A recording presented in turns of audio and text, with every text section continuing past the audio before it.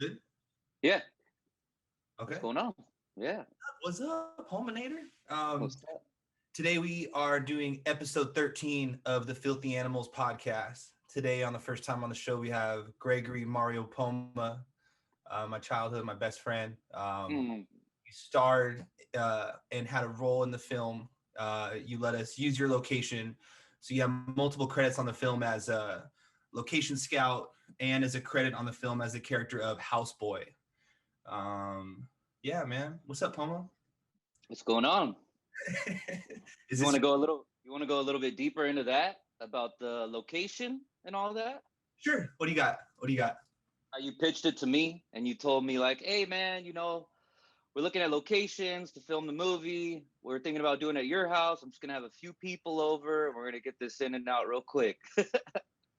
And then that day comes, and what, like 20, 30 people swarming through the house, and it had rained the day before, so there's like mud all over the floors, and What time? now What time were we there at? am 5 was a.m. Yeah, yeah, yeah, 5 which is a.m. pretty standard for me to wake up at that time, but it's rough to have that many people in your home at that time. Whole different thing. I saw your email today at like 5:30 a.m. and you sent me like a paragraph, and I'm like, you're wide awake at this time. you know. Yeah, I go to sleep early, I wake up early. Yeah, we got to film at your house, man, and then we got to film at our childhood friend's house, Pierce's house, for your scene. Yeah, Pretty cool. yeah, it is. Yeah, I mean, I'm grateful to have been a part of it at all. Even though I joke about you coming to my house, it's something that you've spoke about. I mean, like what? We've been friends since third grade, fourth grade. We've been friends since we were 10 years old, which is 20 years. Yeah. Yeah, it's pretty. So to grow up, uh, you know, watching movies with you and going over to your mom's house and listening to you talk about film, me not really ever giving a shit about film, but listening because it's your your favorite thing.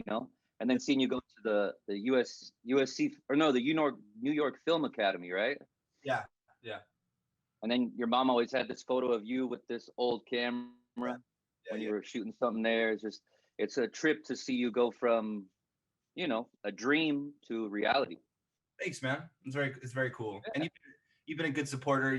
We've done some long trips to see some films, see like Mhm. obscure films and art Yeah. house style movies. And that's even cool that we went with your dad and Kendra and we went and saw a Sicilian ghost story. And Yeah. it's awesome. Yeah, it's really Yeah. It was a uh, good film. Good film. And for those who don't know, my dad's Sicilian, so to go and listen to them speak in Sicilian and have like the storyline be in Sicily is a different, hits home for him. So, and it was one of my favorite movies too, and that I've seen in a long time when we saw it. dark ass ending. Yeah. Yeah. I definitely recommend it to anyone who wants to see it. It was a good twist also on the traditional ghost story. Like how Hmm. that trope usually goes and what film we actually got was pretty gnarly. Um, Yeah. today we're here to talk about a couple different film projects. We're here to talk about the final season of Vikings and also Synchronic. But today you just finished the last episode of Vikings, right? I did. Yeah. Actually, within like the past hour, I finished. That's I try to I'll sometimes time the podcast the same way you just did. Not to like jump Yeah. not to jump to spoilers or anything, but were you happy with it? Were you happy with how the show ended? No.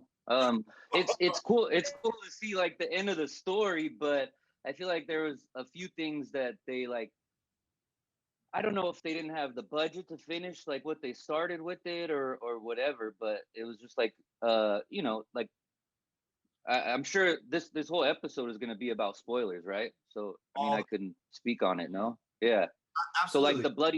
the blood eagle at the end, they're like, oh yeah, we're gonna blood eagle this dude for killing the indigenous peoples, like brother of the leader of the indigenous people, and they're like, oh yeah, we're gonna blood eagle him, and then they're like, oh yeah, you're not meant for Valhalla. We're just gonna slit your throat.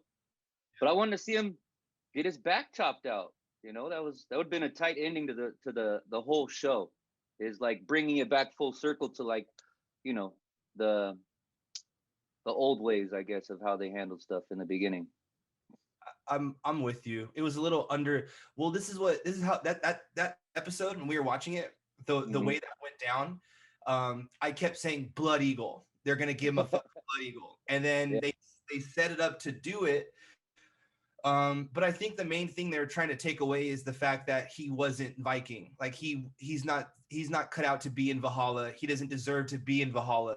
But yeah, I agree because that guy didn't deserve a quick death because of what he did to that tribe. And it's a good way where you show them this is how we do things. So we're going to teach you some of our little bit, we're going to bond over the fact that, he killed one of your people. I, yeah. I didn't care for how they handled that character. Like how he's like, "Where's the gold?" He wasn't even subtle.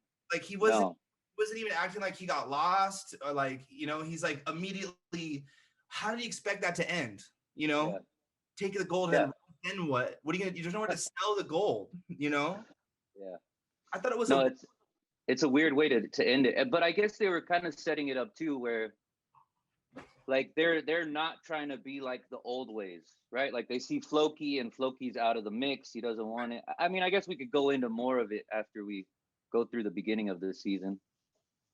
You're right, man. So we'll take it from episode 10, part 2 of season 6, correct? Or do you want to touch on the beginning of season 6 because you watched it? I mean, I watched it all. We could touch on we could go to the start of like part B of season 6, Well, or we could just go over the beginning real quick. I got questions for you, Poma. Yeah, yeah. How do you think about how they handled Lagatha and Lagatha's death? I've been meaning to ask you about it. How they like set it up where she's like getting older, she wants to retire, and then she like buries her sword in the ground, Yep. and then like, oh, the raiders are here, but it's like someone that Bjorn had hurt in the past, right? Or hurt his eye. Yeah. I don't know. I guess it kind of like it brings in like a little bit of the old story, like where like Bjorn wronged someone, and then now it's coming back to haunt them, and then she kills the guy, but then she dies. Oh, and then that's right, she doesn't die at that point. She goes back to Kattegat to see Bjorn, and she gets stabbed by Fitzurk, Yeah. right? Yeah. I don't know. I don't even know about the whole Fitzurk character, honestly. That his character in it is like, I get it. He's kind of like the misguided one of the group, and like he's like the drug addict, the drunk, the guy who's like Fuck up. haunted by Ivar, and I never understood why he was so haunted by Ivar, actually. Mm-hmm. Um, I'm with you, Paul. but I think they could have done it a little bit differently with Lagertha. Like you want to see her go out in like a blaze of glory, not you know. And I guess she kind of did, but I don't want to be like the hypercritical one who's like, oh, they did this wrong and that wrong and that wrong, because obviously I'm not writing a Viking script where I'm going into it like that. But I think they could have had her go out like in battle. It would have been a little bit better in Yeah. my mind. Yeah. No, I think it's okay to whenever you have a show like this that's been around for a long time and it's episodic Hmm. and it's season to season and we don't know if we're going to get picked up the next season. You felt that a little bit after the death of Ragnar. Hmm. After they took Ragnar out, you felt them trying to find who do we put the show's shoulders on? Who's our, is it Ivar the Boneless? Is it Bjorn? And I think they Yeah. in Erlagatha, and I think they even decided to spread it as opposed to putting it on one person's shoulders. And for a while, it seemed like it was heavily pushing Ivar the Boneless. Um, Hmm. but I was a little underwhelmed how Lagatha went out and how they did that. But the main thing that I get a kick out of is how they aged her. All they did was give her gray fucking hair, and she's like her Yeah. gorgeous. They didn't do anything to try to make her look older except gray hair. Yeah. I Uh, think they did that a couple times throughout the sixth season with different people, yeah, like definitely. trying to age them like that, but it doesn't really translate well going through. What I this is more fresh on your head, and tell me if this came across this way. From the finale of episode, it goes 1 through 9 or 1 through 10. It's 1 through 10 and then 11 through 20. 10, yeah, and 11 through 20, yeah. So episode 10, when Bjorn and Ivar kind of face off and Bjorn gets stabbed, right? At the end of that. We're in their heads as if they're playing chess, I believe, right? Yeah, we're so there's like, yeah, there's a parallel between like Bjorn fighting on the beach to Bjorn and Ivar sitting there talking. And it's like, it kind of parallels, and then it comes to a point where Ivar stabs Bjorn. Yeah. Or I don't know if it's figuratively or what, but they, like in the later episodes, they're like, "Oh, I heard you killed him." He's like, "Yeah, but actually that was something I was gonna mention to you because it doesn't make sense how they led the story, where Ivar was like goes through the river and then climbs up that rock wall to go down into the city, and then all of a sudden he's magically back on the beach when this guy can't even walk. You know what I'm saying? And he's stabbing Bjorn. It just didn't. The storyline didn't like.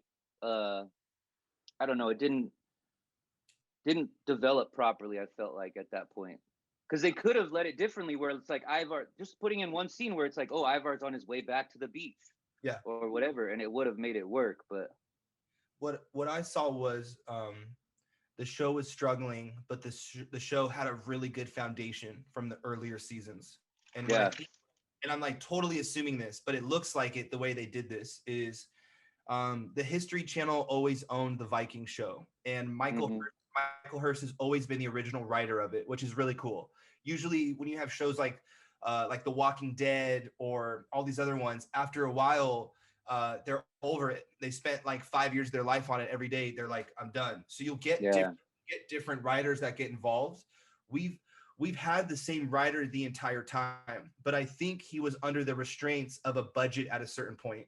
So we had to get creative in how do we execute this thing. So I remember seeing the finale of episode 10 and thinking, oh, wow, what an interesting way to save your money and not show a battle scene. You can just cut inside their heads and not deal with this choreographed, all these extras, blood, costumes, makeup. So I was like, okay, we're really I love this show, but in my head I was like, oh, we're really kind of hurting if this is a finale episode, or at least the middle of the finale, the mid-season, whatever.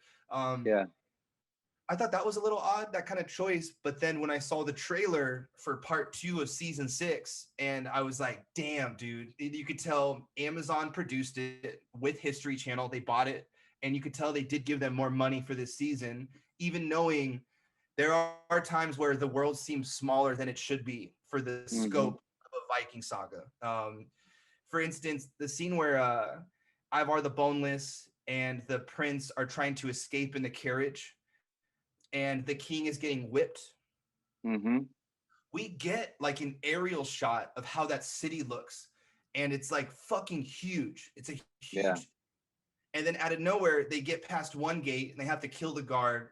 And then out of nowhere, they have to like go past him and like the main city. And I remember thinking to myself, like, the blocking doesn't make sense. Like, how do we get this insane aerial shot of this city, not just like a building in a little foundation area, an actual city in the scope of it. So and then what I thought was interesting was, did you think that fat guy that was also getting whipped and he like stops the carriage and you think he's going to like rat them out, but he lets them go? The way that they hold it on his face, I think he was in on it. Oh, interesting. Yeah, because he's the one who's becoming the priest, right? He's the one who approaches with the cross as he's walking up to the city gates. And he's the one becoming like the priest or whatever it's called. Whatever's going on there. And that was just a trippy scene to see someone like, it makes sense, like the priests were living more like lavishly, so they would be like overweight and, you know what I'm saying, have all the food that they want, and it adds up. But then like, the way he like led their carriage out, it didn't, I guess, I don't have the same vision as you, so I'm not looking at like blocking and this and that. I just like, I go off of feeling, right? And it just felt like it didn't make sense that they would run into them, like you're saying, and it's like, and then, I guess it makes more sense that guy was there to then assist them out to move on, because actually that actually plays into like in the future when the other prince is coming back to take the city, and they just like lay down their swords. There's not even a fight. You know what I'm saying? Yeah. Which I thought was a little odd too, because like they're supposed to be defending their dude, and then there's no battle. It's just they walk right in. I was like, I was waiting for the actually that girl who looks like Ivar's old wife Yeah. to betray them, and like have been leading them on the whole time, because there was an undertone of like, is she gonna betray him? Is she not? And it's never like made clear Yeah. until he dies, when his nephew shoots him off the balcony with The the way arrows. the way they handled her the entire time was weird. Yeah, Like from the beginning, yeah, where they fuck in front of Ivar at first, and she's like, and she's acting weird to him from the beginning. You know what I mean? And so even later on, you're like, oh, she's still like, he seems like the kind of king that would be like, yeah, sleep with him, get in his head, like doesn't care about her body or any of that kind of rules and yeah, you know. yeah, yeah. I mean, that even that. I guess I kind of feel like, you know how in the past seasons where it's like there's this undertone of a storyline of like, oh, like say when they were in Paris with Ragnar, and they're like, oh, Ragnar's dead, and they play it off like Ragnar's dead, and then it comes back that, oh, he's alive, and that's how he was getting into the city. Yeah. I felt like they were trying to go along those same lines where it's like you don't really know what's happening, Yeah. but you do, and then but then it never played out like it did in the other seasons where it's like, oh, it flips. That's why I like the earlier seasons so much, is because you didn't know what was going to happen, because there was these mysteries that were happening in the storylines, you know? No, So I was waiting for that, and it didn't happen. no, I'm the same way. I'm kind of I want to see the show finish out. I like the idea that the same creator has been involved the entire time, but I'm chasing the Rolo Ragnar Floki days. I am kind of Yeah. chasing that a little bit, and Lagatha and that simple conquering and regrouping, Yeah. conquering again. Okay, so what did you think of episode 11, the first episode, part 2 of season 6? Okay, where Bjorn, it starts with Bjorn's dying, right? Correct. And he gets his armor and his sword for the last time, and then goes out and dies in like the opening scene, right? It goes a little. It's near the finale of the episode, or it's near the third act of Okay. the episode. The episode is called King of Kings, man. And what was interesting about the way I saw it is, so I saw it like a month ago, maybe what's today? Yeah, it's been about a month since I've seen it, but I brushed up on it the past couple days. Yeah. Uh, it was really funny. Usually when we watch Vikings, we watch it week to week. Okay. But Mm-hmm. but because Amazon bought it, I don't know if you saw Irishman, but if you brought it, a truck brought it. Okay, but um, You got jokes. um, we get through episode 1, and it's this super Mm-hmm. epic finale. He uses the last of his strength, to raise his Yeah. soul. They And like there's like women, children, everyone's behind him, right? To make you feel like he's the king yeah, of kings. yeah, the Yeah. epicness of it, and they film it in slow mo. They film him to the side, and he's kind of falling apart near the end there. I thought it was a really Mm-hmm. fun approach to share the myth of like Vikings and Viking gods, and having Odin above you, giving you strength and like superhero power. Like the early days of the superhero story started from stuff like this. I feel like Yeah. before Yeah. Spider-Man, you get Odin. Yeah. I mean, and I think it's kind of a testament, like not necessarily the show, but like the Viking mythology and just their culture and beliefs is like the power of the human mind. Like if you believe that you can do something, you can do it. And if you're indoctrinated from like youth of like you're a warrior, you're here to fight, and you're not here to die in a bed, an old man. You're here to die on the battlefield. Is like, I think that gives you strength more than ever. And when you're also told like, oh, growing up, it's like, oh no, you can't do that. Like you're gonna hurt yourself. Don't do that. It limits you from even believing you can do it, right? Absolutely. Absolutely. I just going back to what I was saying earlier. So when that first episode ended, Kendra and I thought we'd have to wait a week because originally with the History Channel, it's like week to week. Yeah. I'm sitting there and it got me episode 11. I was really choked up. I thought it was really I gotta be careful of the way I use my words around you, saying it like that. Don't get choked up on me. I was a little. I know. As I say, I'm like, oh, know your audience. Yeah. I was like a little emotional, and I like the little hut and grave site they gave him. Dude. Yeah. It's an epic grave site. He looked heavy the way they did it, the way they did like a claymation version of him or something. Well, yeah, it looks almost like he was like no, not embalmed. Is it embalming or taxidermy? Right? Like, where they taxidermy an animal and it's like standing where it was when they killed it. Yeah. And he's like sitting up on his horse. And then actually there's more scenes that like cut back to the grave that like where it's all smoky on the inside when his wife goes to see him, and then there's that girl doing the witch going in and doing her ritual in there. It's like, oh, and then I don't know, it's just like that was a dope scene to see them putting him in the tomb. Yeah. And it's like they're sealing it up. They put all these rocks in front of it, and you could see it from Kattegat. There's like this dome of grass that covers it. Yeah, it was a pretty epic way to encase the character, right? And then have like a place where everyone else can go back to throughout the rest of the season to see it and like commune with them, right? But how did you feel at the end of that episode when Bjorn's dead, right? And then it was pretty epic how they're like, oh yeah, Bjorn's dead, like, and then this man who they thought was dead is riding up on a horse, and then he gets shot with the arrows 3 times, and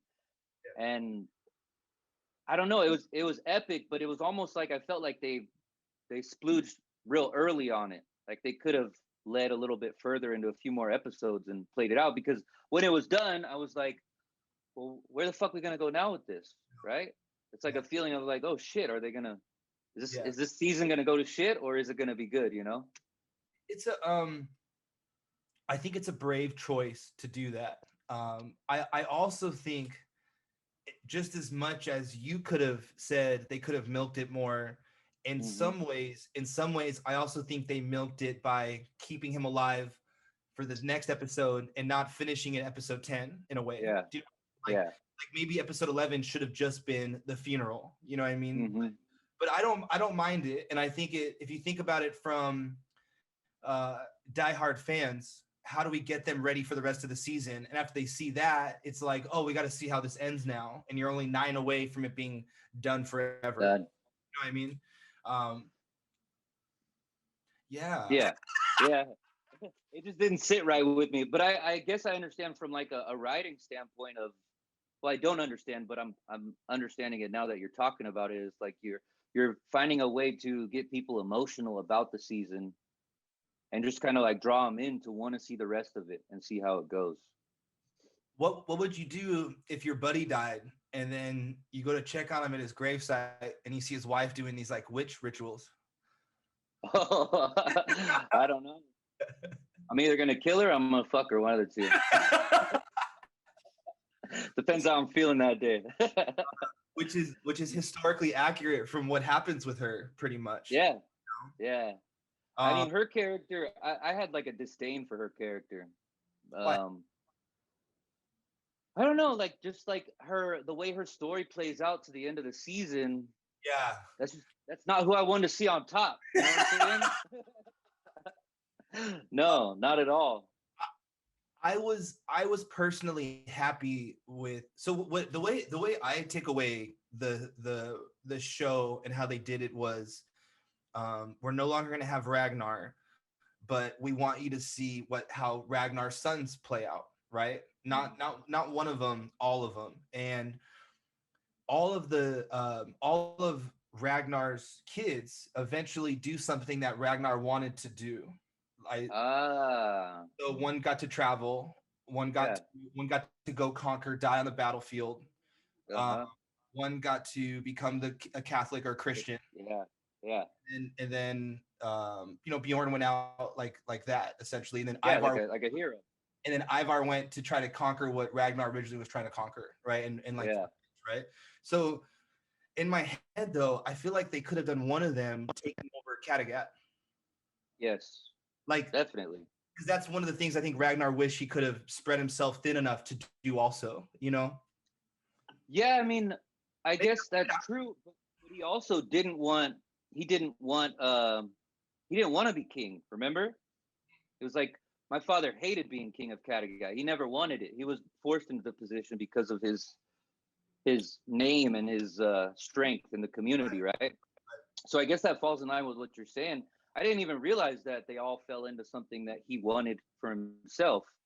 Like I think the Ivar ending was a little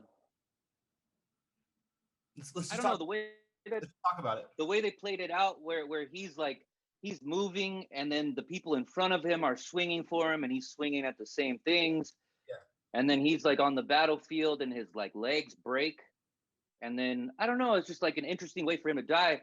I wouldn't expect him to fold, you know what I'm saying, and like accept death like that. I would expect him to continue pushing on and fighting until like if he would have fought like Albert or Alfred and Alfred killed him, that would have been like a noble battlefield death, I feel like, you know. No, I really liked the last season a lot. I'm really happy with it Mm-hmm. for not having the main players like I was kind of complaining about earlier. I didn't care how they handled Ivar at the end there. Yeah. I thought I dig the movement, matching the movement with the people because he's always wanted the physicality, but's always had the brain. So it's like Mm-hmm. having to sit there, but wanting to like move, but you can't. Move. And so Yeah. I could feel him like, yeah, motherfucker, yeah, like Mm-hmm. I could express that. It's when you have your brother in the corner being like, "You're Ivar." Yeah. They're always remember. I thought that was really weird. I thought it was like, and when we get to the ending of Synchronic, it's a similar type of thing where I just don't think that's playing with reality. I think you would fight with your brother. You would try to save Mm-hmm. your brother. I don't think you would build up his ego in that let moment. him let him die. Yeah. I just don't think you would be like telling the tale in the corner of a battle. You would actually Mm-hmm. watch your back because you're maybe going to get stabbed from behind. There's guys fighting all around you, so no one's even hearing you talk because you're who the fuck are you talking to? Like those moments are weird for me when it's like we have 15 minutes left in a 6-season show and we're trying to put a cherry on top for us and it's too like fancy and too poetic. I just I didn't need that as much as I wanted. Yeah, it's like it's not as realistic. You're saying it's too much like poetry where they're trying to like make it come out like smoothly and perfectly at the end. I dig the fact that he got okay. Did you see the size of the sword or blade that he was stabbed by? Okay, yeah. Yeah, it's like 2 inches who the fuck who the fuck goes out to battle with that? with a 2 inch blade. No, that's insane. And then it Yeah, and then he like walks up and he's standing in front of him and then he's like, "Don't be afraid, my friend," and just ta, ta, ta, ta, ta. And Alfred's just standing there watching, and they're all just watching him die. yeah And it then Alfred's like, stop fighting," and everyone just stops. Like I feel like the Viking honor would be like, you don't stop when someone dies, you fight harder. I agree. I know where you're coming from. I think the main argument was it was a forced useless battle where is because the other king was coming from a place of as soon as people don't have to die we should stop it and kind of call it Mhm. is I think the mindset a little bit behind that, Yeah, but I get yeah. it. No, I absolutely get it. Or I've always butchered how I say his name.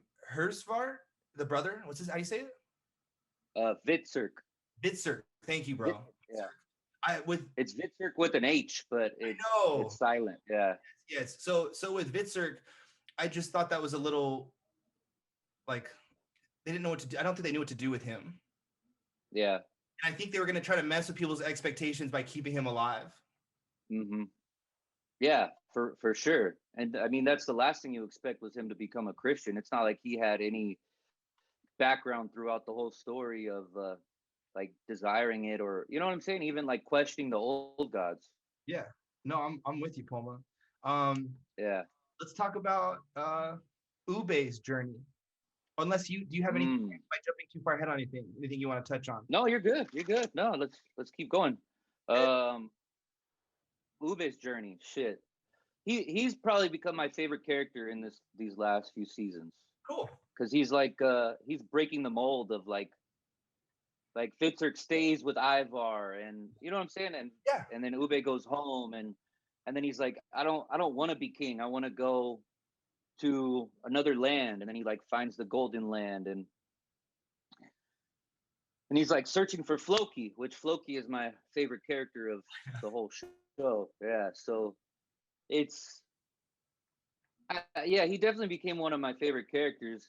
But why he didn't just kill Flatnose earlier in the storyline is insane to me. I agree. And I guess it kind of pushes him along his story because Flatnose is always there, like tearing things up as they get there, and yeah, I mean when they land at Ireland, Mhm. it's pretty epic to see them finally find that land after they're so when they're on the ship and they don't have any water, they don't have any food, and they lose the daughter of Bjorn Yeah. off the side of the boat. I think you could see how they had more money in that part of this season because they had like the money to do the snake going through the water, and there's her telling her daughter the story. So there's like the build up to it, and then her daughter being snatched out of the ocean. I think you told me this one time before I'd seen this season, is like you can see why they told the stories that they did, Yeah. where it's like, oh, Thor was fishing in the ocean and he caught the monster, and then the monster sailed back down to the bottom. It's because like when they were on journeys like that, there was situations where children were snatched up out of the boat without anyone seeing, or this kid seeing these huge waves, and it's like their imagination is still blossoming, and they see this serpent swerving through the water. It makes it more realistic as to why those stories were told. And I get it, like all folklore has some base of realism in it, where it's like, oh, this happened, so we need to tell this story so that our descendants can understand different things about the world and relate to it in different ways. Yeah. Oh, you good? No, you go ahead. Yeah. I uh I kept going through a situation in my head of which journey would I want to sign up for Mhm. out of the Ragnar boys. And I mean, my fat ass likes to eat, so Yeah.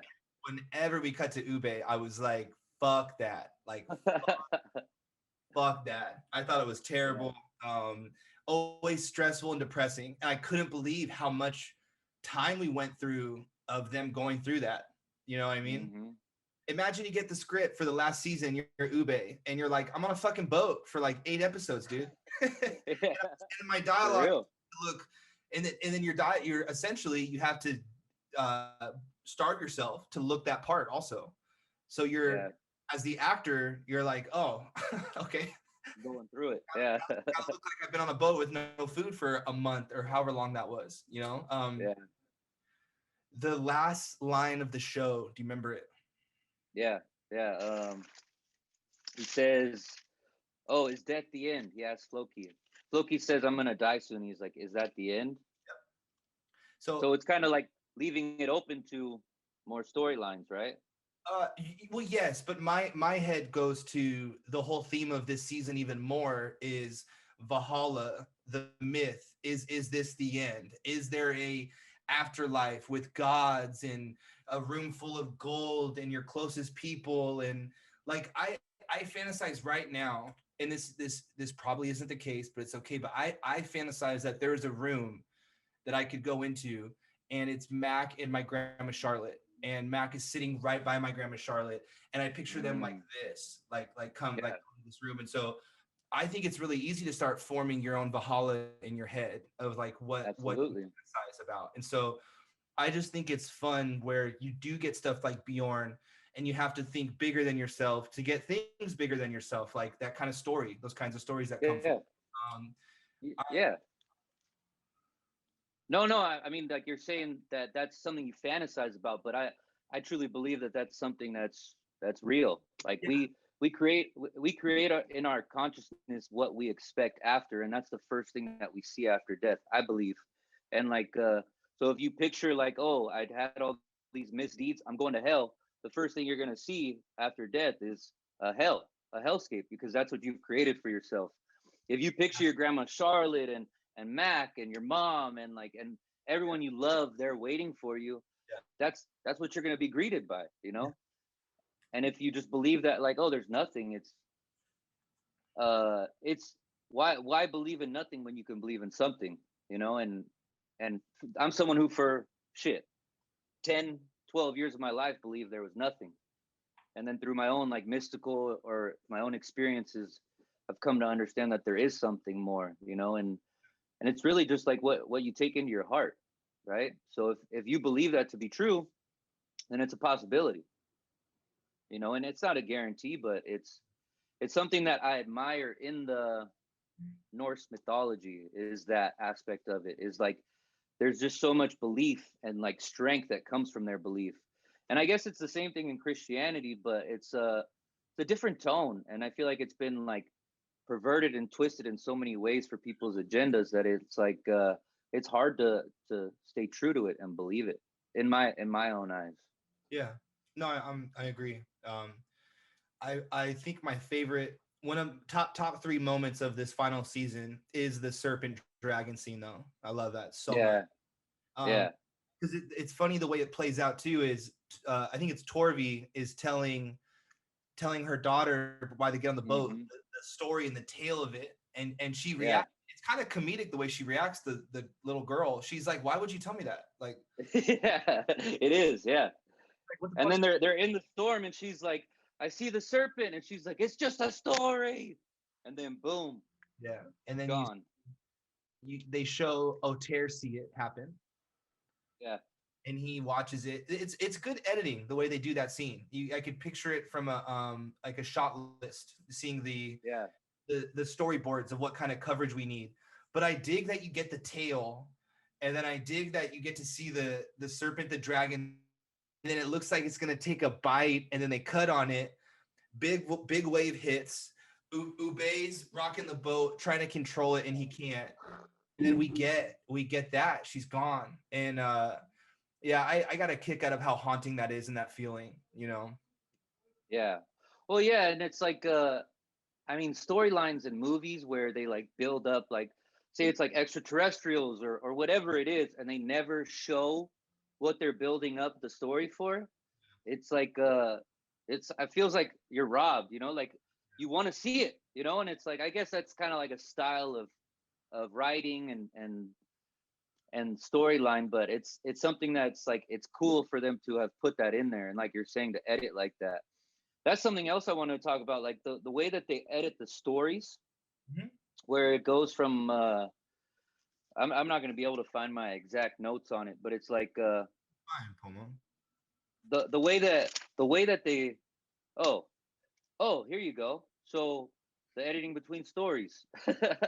Good. When Ingrid cast a spell on Eric, Yeah. right? He cast a spell on him, and then and then he goes blind, right? Yeah. And then they cut to Ube seeing land, and they're all like emaciated, and he sees it. Yeah. And then Torby's like, I don't see it, and he's like, you must be blind. It's like the way that they edit it, and then the storyline goes through it is like, and I noticed that at different points throughout. It's dope how they did that, because I don't have the vision for any of that. So like I watch it like that, I'm like, how the fuck does that come out of someone's mind Love to it. like to edit and cut it in like that, you know? No, I think that's great. I think they really tried this last season. Like they really Yeah. there was some stuff there in the middle a little bit that I felt like they didn't care as much. Like when we were a lot of that time with Floki on the island in Iceland. Like I have a note right here that says dude gets whipped by a witch before the smash. Before the smash? Remember? Uh-uh. You just Gets brought it whipped. up. Oh, yeah. Eric.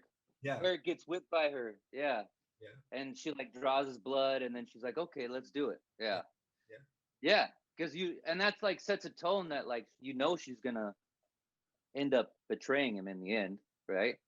And even when you know it, when King Harold's telling Eric that like, hey, you're gonna be king, you're gonna be in charge while I'm gone, and Ingrid will be the queen too, but you'll be the one who makes decisions. And she's sitting there like watching from behind the corner. You could tell it's like, oh shit, this is gonna end bad. Even though I didn't want her to win, I would rather have Eric in there. But and then how they did the slaves, how Eric asked the slave to murder her, and then that slave tells his friend who's another slave, and then they set it up like they're gonna do it, and it's like edited so you feel like, oh, they're gonna kill her, and then it's like her with a pitchfork, and boom, straight into Eric. They do a TV show can do a really good job psychologically to you when you're doing something mean to a character and you're happy about it. They did a really good job of us earning our hate for Eric. Yeah. So when it for real, when it happens to him, you're like, yeah, like, be blind, Go ahead. Well, they build up that he's the slave master because like first Ingrid has the mark on her neck, and you're like, oh, he was more of a piece of shit than I thought. And then the slave that kills him, he reaches up and feels her neck, and she has the mark on her. And it's like, oh shit, yeah, like kill him. Yeah. Because yeah, you're right. I've never noticed that the TV shows can they character in different ways than a movie would, because a movie's like a feature film is only an hour and a half. They have to get to the point, Yeah, they really build up that hate. Yeah, I've never noticed that. Maybe they do. Yeah. And you like Eric at first, the way he like saves Bjorn and then goes through his storyline. Yeah, it really turns. I didn't notice that before. Well, it's cool. It's cool when oh, you're doing something good for somebody, but either way, it's a dog world. You're a survivor. Everyone deep down wants to be king. You know what I mean? Like they do a good job of kind of playing that with you. Yeah. We haven't talked about one character yet, and I'm pretty sure he's my favorite character of the last season. King Harold? Fuck yeah. You would. I love King Harold. He's sensitive, but he has the moral compass of a true Viking. It's in his heart. Yeah. He just wants a cool chick, dude. He just wants one cool chick. The scene where they're riding off to England and he's looking back at her. He looks at her. He's like, I've never had luck with women. I think he just smiles and looks at her. Yeah. Yeah, he's definitely a G. Like he definitely, there's different times where you like him and you don't like him based on what's going on in the story, which is Viking.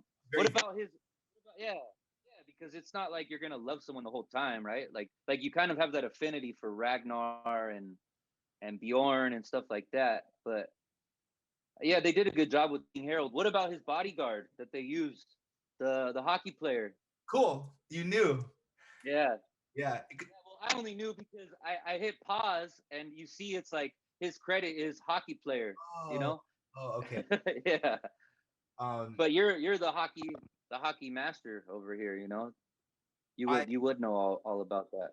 As soon as I saw his height, I was like, oh, they found someone that really just looks the part. He's not a trained actor, and especially with whenever you give someone like the meathead, minimal dialogue, you're using them for their aesthetic. And then when he smiled and that looked like real missing teeth, I was like, oh, I wonder if he's a fucking hockey player or something. And then I was like, oh, I had to look it up. Yeah.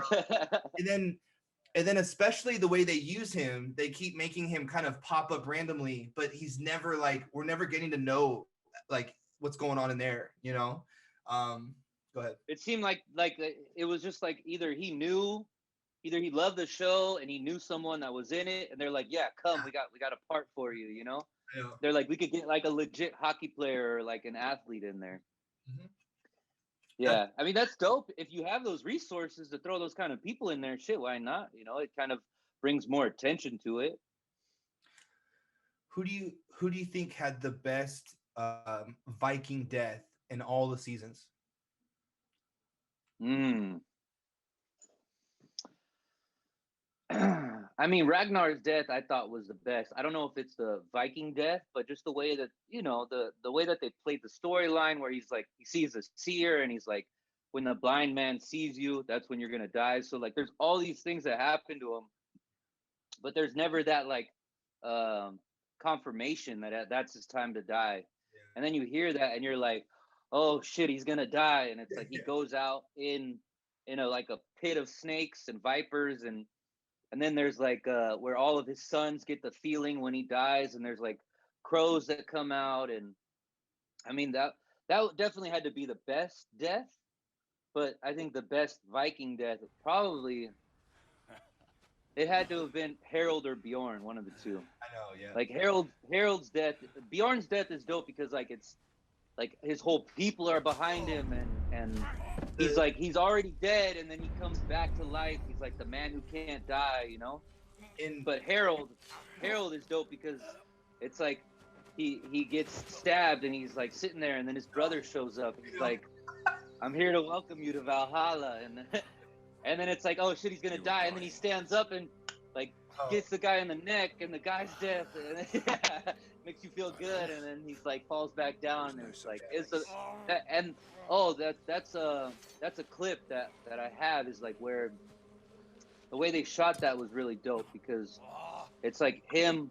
You see that whole thing go down, and it's like just those two in the forest, and then his brother's there, and then it cuts to him in front of the tree, and the tree's behind him, and they pan back, and it's like all the trees are there, and then there's like the fog coming up around it.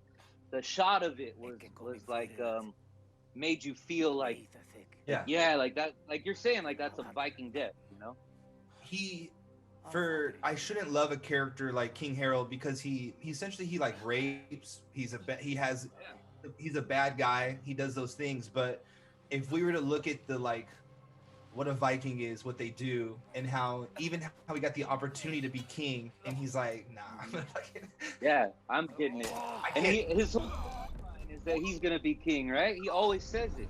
Harold. He's like, I manifested that shit. Yeah, I told the gods made it happen. Yeah. I think that's what's really cool about. There's a lot to take away from that than just that. It's like you think this thing is gonna make you happy once you get this thing, and maybe it's not. Maybe it's the journey, right? Yeah, that's definitely a great undertone, right? Of like realizing that, like, oh, it's not that, and then he's leaving Kattegat, and he's like, yeah, this is gonna be my last journey. He knows that it's like the end, because, like you're saying, like King wasn't what he thought it would be. He thought it would be so much more. I always felt like I was hearing a impersonation of the sons of Ragnar trying to be like Ragnar, and then I always saw in King Harold a lot of natural Ragnar stuff.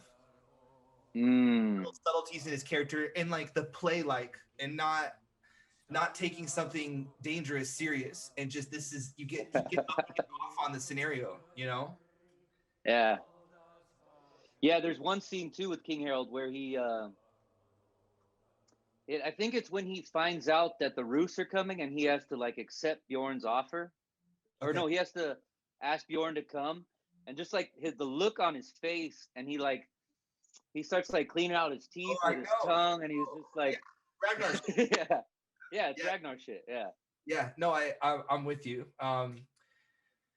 What'd you think of how they handled? So my favorite, Ragnar is probably my favorite death. And just to add to the scene, Ivar gets to watch it, right? Ivar gets to watch his dad, and then I always remember the him saying, "Odin is waiting for me in Valhalla," and like he's like above them, he's looking down on them, and he's able to kind of his call is able to just like he's gonna live on, you know. And when my sons hear about this, it's a good. He's like, oh, how the little piggies will squeal when they hear how their father died. Yeah, that's right. No, that's some good shit. I would have liked something with it kind of sucks because if the actor, I forgot his name, played by Rollo, if he didn't get huge for Vikings, they would have kept him in, but there was contract stuff. I know it. There had to have been. Oh, Clive Stratton is his name. Yeah.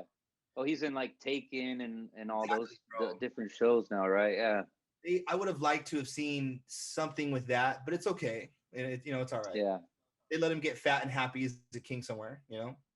Yeah. Yeah. I mean, that's the interesting part with Rollo and Ube and Fitzurk is they can play those storylines out further if it comes to it, right? Like Rollo they can play the storyline of him in France ruling, or they Right. could play Fitzurk in England, or Ube in Ireland, which you don't really know if he's staying in Ireland or not, how it ends. Right. Like the way they're like when we told you you could stay in this land, it doesn't mean you can control it. Yeah. And it's like, oh, there's like this feeling of like, oh, maybe they're not welcome there anymore, or what. But yeah, I didn't.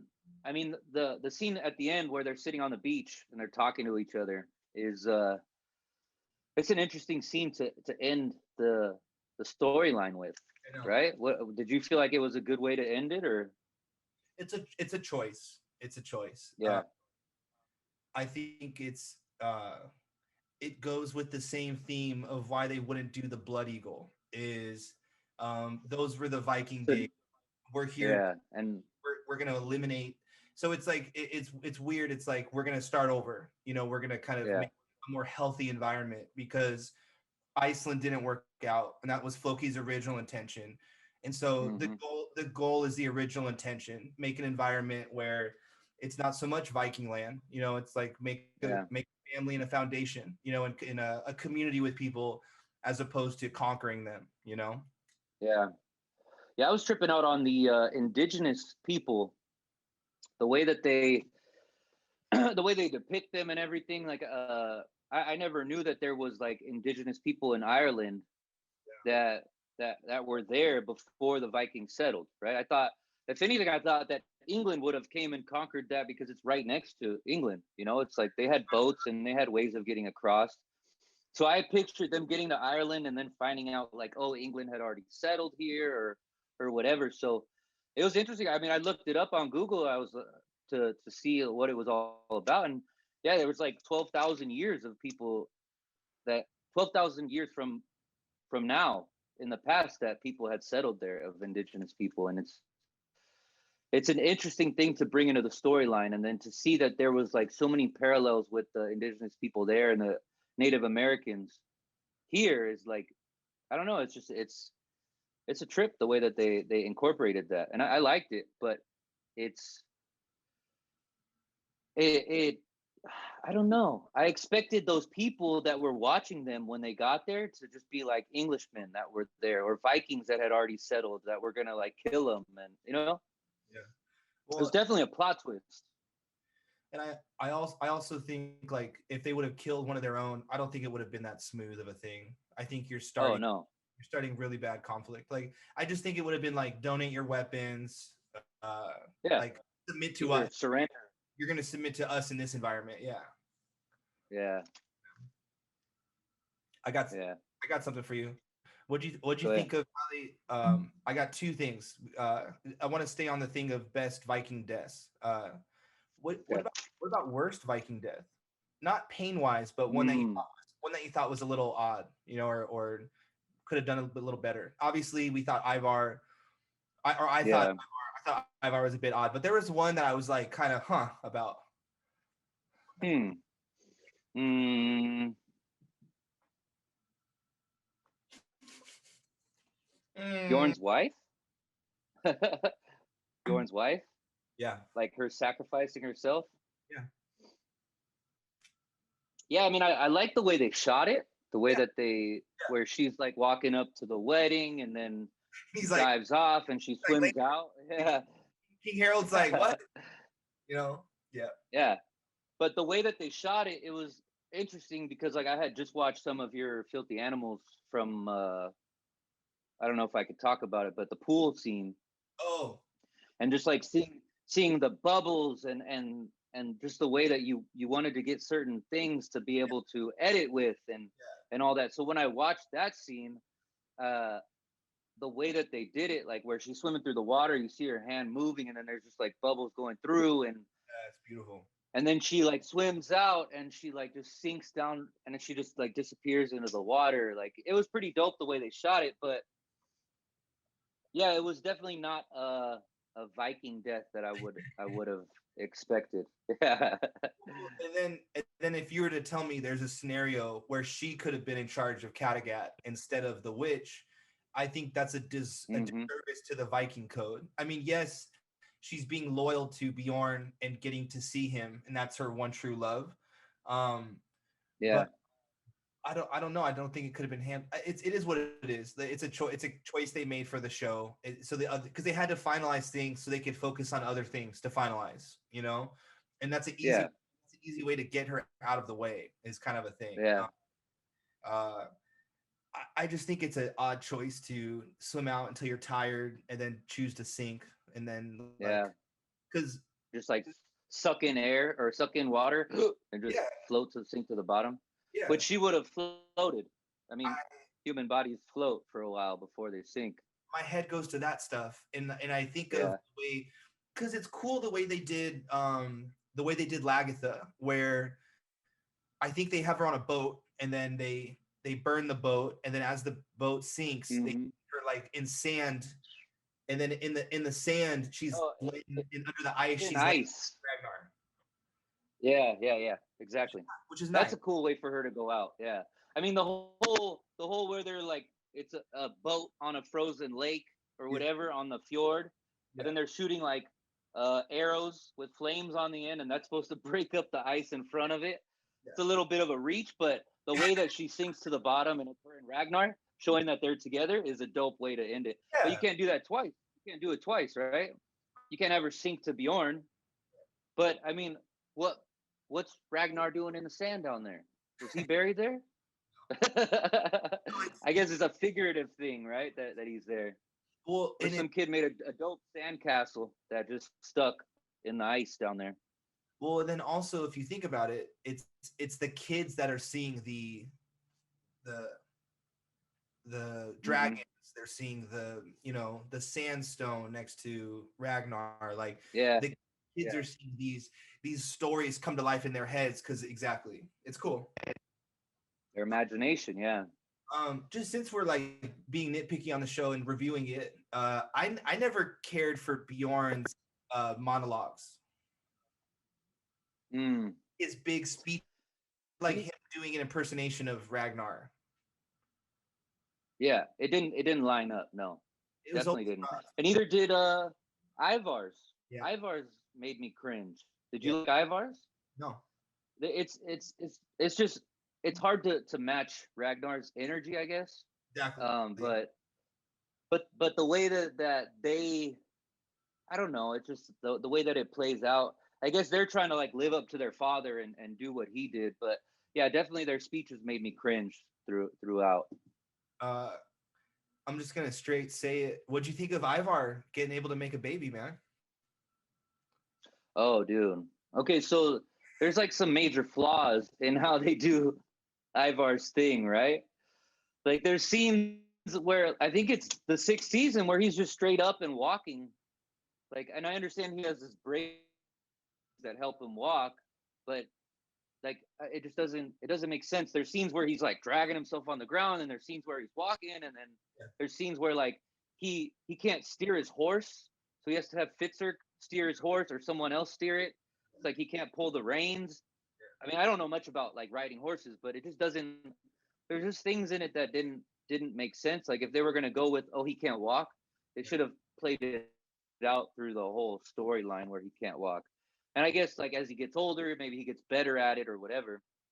And then yeah, there's like he can't get his dick hard, right? And then boom, he's got a baby, right, with this chick who's been fucking the other king this whole time. At the same time, she's fucking Ivar, and she's like, "It's your baby." Yeah. I don't know, and she's like, "Oh yeah, he's gonna know your name, but you gotta leave."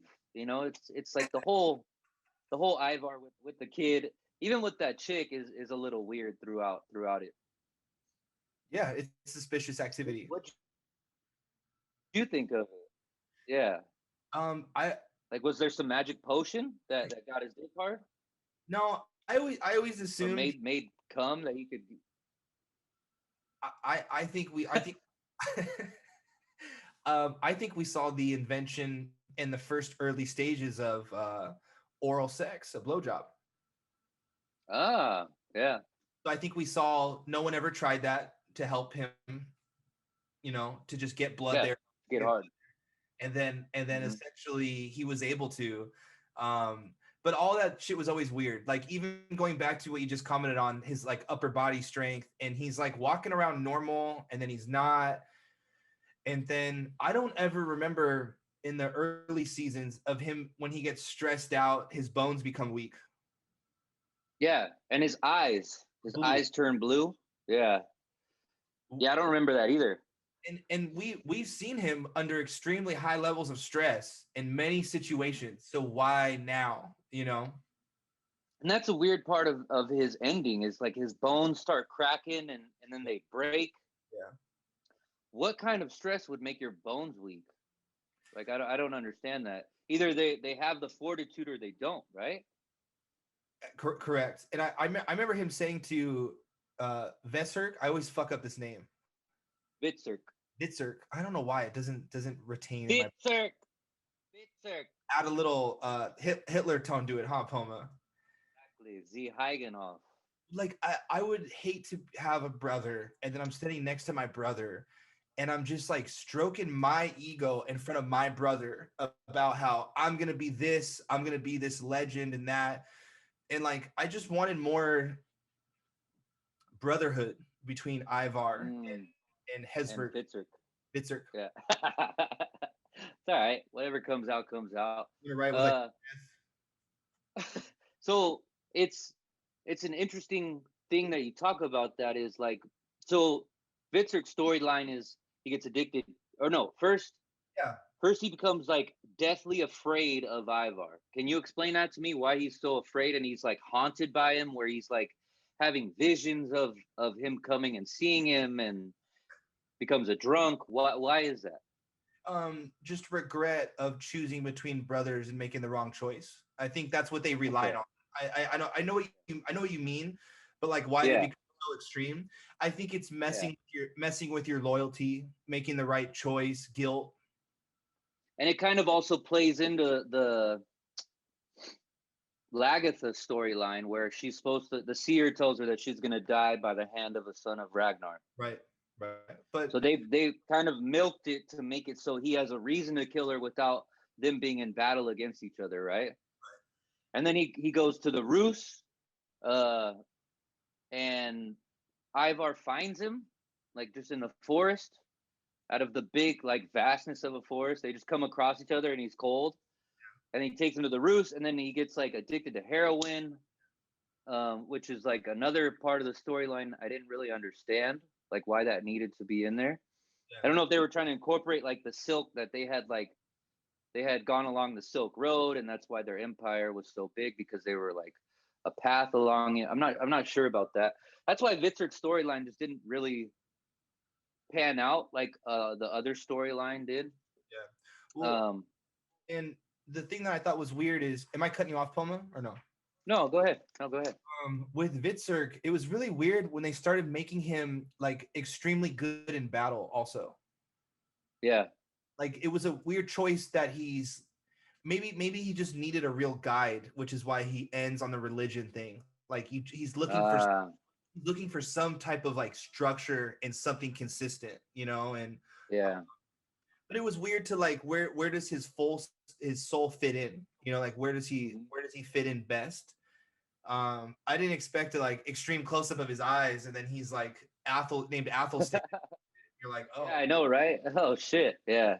And then what do you think about like when he was at Bjorn's grave, like the goddess coming and visiting him for the night to tell him like, "Oh no, I've been watching you and your choices weren't wrong." I don't remember that. Okay, so he's at Bjorn's grave Okay. and and he's like talking to Bjorn and he's like, He's basically telling Bjorn, like, why am I such a piece of shit? Why haven't I had I a remember. storyline? Yeah. I'm living. I have no reason for living. Yeah, exactly. And Yeah. then this goddess appears, and you expect it to be Yeah, and they Ingrid. fuck. And they fuck. Bitch. Yeah. And they fuck, and then in the morning she's gone, and then Yeah. he goes out after he goes out in the rain, and he falls at the same spot that he killed Lagatha. Like he Nice. goes down to his knees. Nice. Yeah. Nice. But I didn't. I mean, it's dope that they have, because throughout the seasons they've had like where gods and come in with Yeah. like to fuck essentially, right? Yeah. But it was like, I guess it was a good way to give him more of like a storyline than he had already had, right? Yeah. Or to comfort him in his storyline. Well, and then if you look at season 1 of Vikings, they raid the houses with the priests, and Mm-hmm. they get Athelstan in season 1, and they did a lot of things connecting and threading back to the OG stuff. So even that, and then we have our final scene on the beach is this is how much the show knows it relies on Ragnar. They even bring up Ragnar in the final Oh scene yeah. of the show, and they even comment like he still talks to me. So it's like Mm-hmm. even psychologically, we're like, oh, we're getting Ragnar still in some way if we decide to hang out with Floki. Yeah. He talks to me at night. He always wants me to build him a boat, but I said, "You're dead. Why would I build you a boat?" It's cool. Yeah. I like That just shows you all the that shows you all the mushrooms Floki's on, huh? dude. Yeah, definitely. That's an awesome thing that they've put throughout the show, is the incorporation of how they use mushrooms. Like before battle, they would go and eat mushrooms and trip balls, and like even go into battle tripping balls. Like, I don't know, there was like just such like a different undertone. But yeah, I mean, before I get into that, like the undertone of Ragnar throughout, like even when they're on his eyes and they cut back, it's like Ragnar putting on his cross that Athelstan had, and then Right. it's him becoming Athelstan. Exactly. Or when they find Floki, they see like Floki had carved all these things into the trees, and then Yeah. there's like an image of Ragnar right by his tree house, you know? What did you think of Floki the first time he showed up in the season? The reveal where he like drops down out of the tree and he's like, Ube. I would have liked to see Floki in more episodes just because he's like one of the OG characters and there's not really Yeah. many of them in this season, you know? But I mean, it's a good way for him to show up. I mean, I like how they kind of had like where the indigenous people knew the word for happy. They're like, "Where'd you learn the word happy?" And they're like, "Crazy." He's like, "Yeah, where's the crazy fucking guy? Take me to the crazy guy." It's a good way to reveal his character coming back, definitely. I like that he came down in that little rig he The built for. little yeah. Um, Yeah, the little pulley system. I absolutely agree. It'd be really cool to have more of Floki, but I just go to like a contract thing. They're like, how can we get him Yeah. for like a couple days? Oh Um, yeah, because like, his contract is probably huge now, huh? yeah, he easily all these guys from the Yeah. earlier seasons had to be. Was I gonna say he was the I think the only character that was in the first episode of the show, and then in the last episode. Ah, I believe so. Because shit. I can't think of maybe Torvi but I don't even think Torvi wasn't in the first season. I don't think so. No, No. I don't think so. Yeah, I like that they threw Floki in. We needed that. Yeah, I yeah. thought my epic setup is Ivar teaming up with Rolo to conquer that. England. Oh yeah, that final Mm-hmm. bit there. I wanted that. I wanted like everything coming full circle with all the characters and just that Viking takeover and like that's Yeah, like like them take shit over. reassembling to take it over, right? Yeah, that would be an epic way to end it. But okay, so this is a subject that I want to talk to you about, the Seer. So in the earlier seasons, Let's the see it. Seer, the Seer is a location where they go to speak to the Seer, right? And they have to lick his hand. they have to lick his hand, they have to like listen to him, and he talks to them. And then in this season, I don't know if it was in the last season or not, but in this season, there's no longer a location they have to go to see the seer, but they can like call in the seer I know. wherever they're at to come talk to them. So Yeah. my question is the seer an actual person, or is it like their own consciousness that they're like, it's like their Holy Spirit or their like guide that they can call in to talk to them and advise them on stuff? Because they're like, I think they were in a position where they were like living closer to nature, where they weren't didn't have as many distractions as we do. They were like more in tune with spirit, where they could contact, like, whatever you want to call it, angels or other dimensional beings, and like commune with them to like ask them questions or get advice, or you know what I'm saying. So what do you think, that the seer is like a projection of their consciousness, or do you think that the seer is like an actual being that is, because the seer is like a person who can't die, right? Yeah, yeah. And they could see in the future, and they could see how you die. And Yeah. first I'll answer from like a filmmaking perspective. They probably didn't have that location anymore, and Mm. probably wanted to save money, and they were like, "Yo, we're just gonna have them show up." Yeah. So, Yeah. so, like that's not, but that's not okay. We're talking about the rules of the Viking world and the myth Yeah. and how they look at those things. I think he's real. I think it's a place you go and see. It's the same thing like Mm. it's like in 300, it's in Clash of the Titans, where you're gonna go out to battle, but you want to know if it's a good choice or not. So you go and visit them, and then usually you'll get like in 300, if the seers are saying you'll die, all of you will die. Yeah. He's like, Yeah. peace out, you're fucking wrong. Don't go. Yeah. Clash of the Titans, it's like they just do that. It's part of, you're going to a place. Part of their culture. Yeah, Yeah. yeah, I think It's like a so. It's spiritual their, advisor. It's like a yes, spiritual advisor. I don't think it's their But content. it's like, if like, say you're taught something your whole life, or you go see the seer, right, throughout different periods of your life, and you believe this is something that you could call in wherever you are, then it could be something that like I want to believe, Jim. I want to believe that you can call it in, Call it in. Yeah, it's just my like, I think it's dope that it's like it's a projection of their own consciousness. It's like, this is your advisor that you could call in, because it's like Lagatha's dying, and she had been at that location where the seer told her, you're gonna die by the son of Ragnar. Yeah. And then the seer, doesn't the seer get killed, or tries to get killed by Ivar? There's like a scene in one of the earlier seasons where the seer, like, there's blood all over, and then you think that Floki's gonna become the seer by Right. the way that he was told about stuff. So the seer is technically dead in the literal sense, but then like Lagatha's dying, and the seer's there, and she's like, "Oh shit! Like, this is my time to die." You know what I mean? Yeah. I I think in the end, the final season, they really just wanted to show these are like legends, these are myths, and how we Yeah. can get it, and how we can get it twisted. I think that was, Mm-hmm. I think they may have been unfocused throughout seasons, but I think the main point they were trying to nail by the end is you could see why these stories get made. Yeah. You Yeah. could and you could write, Because of the grandiose of it, right? The grandiose aspects of it. and shit like Bjorn. If you and I were in the village and we're like, oh, we're gonna get raided, shit, and then Bjorn's dying, Mm-hmm. and then we see Bjorn's dead, and then we see Bjorn go out with a bang like that. That's, Oh yeah. you and I don't have The TV. man who couldn't die. Yeah.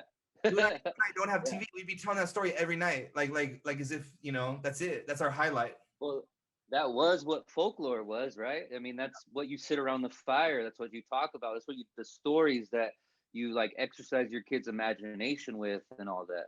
Yeah, you're not gonna talk about catching a rabbit. You're gonna talk about shit like that. For real, for real. Yeah. But so then what did you think about the spiritual men that, like, when they had these rituals that like they're like painted in all white with like black streaks coming down their face, and or like at the when they named the king of all Norway, where there's like the boat, which was something that was pretty dope too. The concept that they did, where there's this floating dock that like they all get like ferried out to, and then everyone's off of that dock except for everyone who's voting, Yeah. and they're sitting in their chairs, and you get these little pucks that float, and you throw it in the water, and like that was a dope. Whoever thought of that had some cool vision to do that, you know. They've always gone next level with the ritual scenes and sacrifice Yeah. scenes, and the face paint and the music. I got a question for you. What do you think of the opening song and the way the season started every episode? You notice the change? Oh, the new one, yeah, yeah. Did they change the song, or did they just change the intro? They changed the. It looks like it's a cover. It's a different person singing the same song now. Oh, really? I That's didn't notice that. It's a contract thing. I was so, oh, I was so distracted by the different I know. just clips that were in there. Yeah, I didn't notice that it was a cover. I was every single time the intro played, I wanted it to hit the notes I was used to, and then the show would start. They've always had original music from Vordruna, but the intro song of Vikings has always been from a different artist. What you got? No, the last part about the ritual stuff is there's this, I forget what part of the Torvi wants to do a sacrifice at the new location they're at. Yeah, that's right.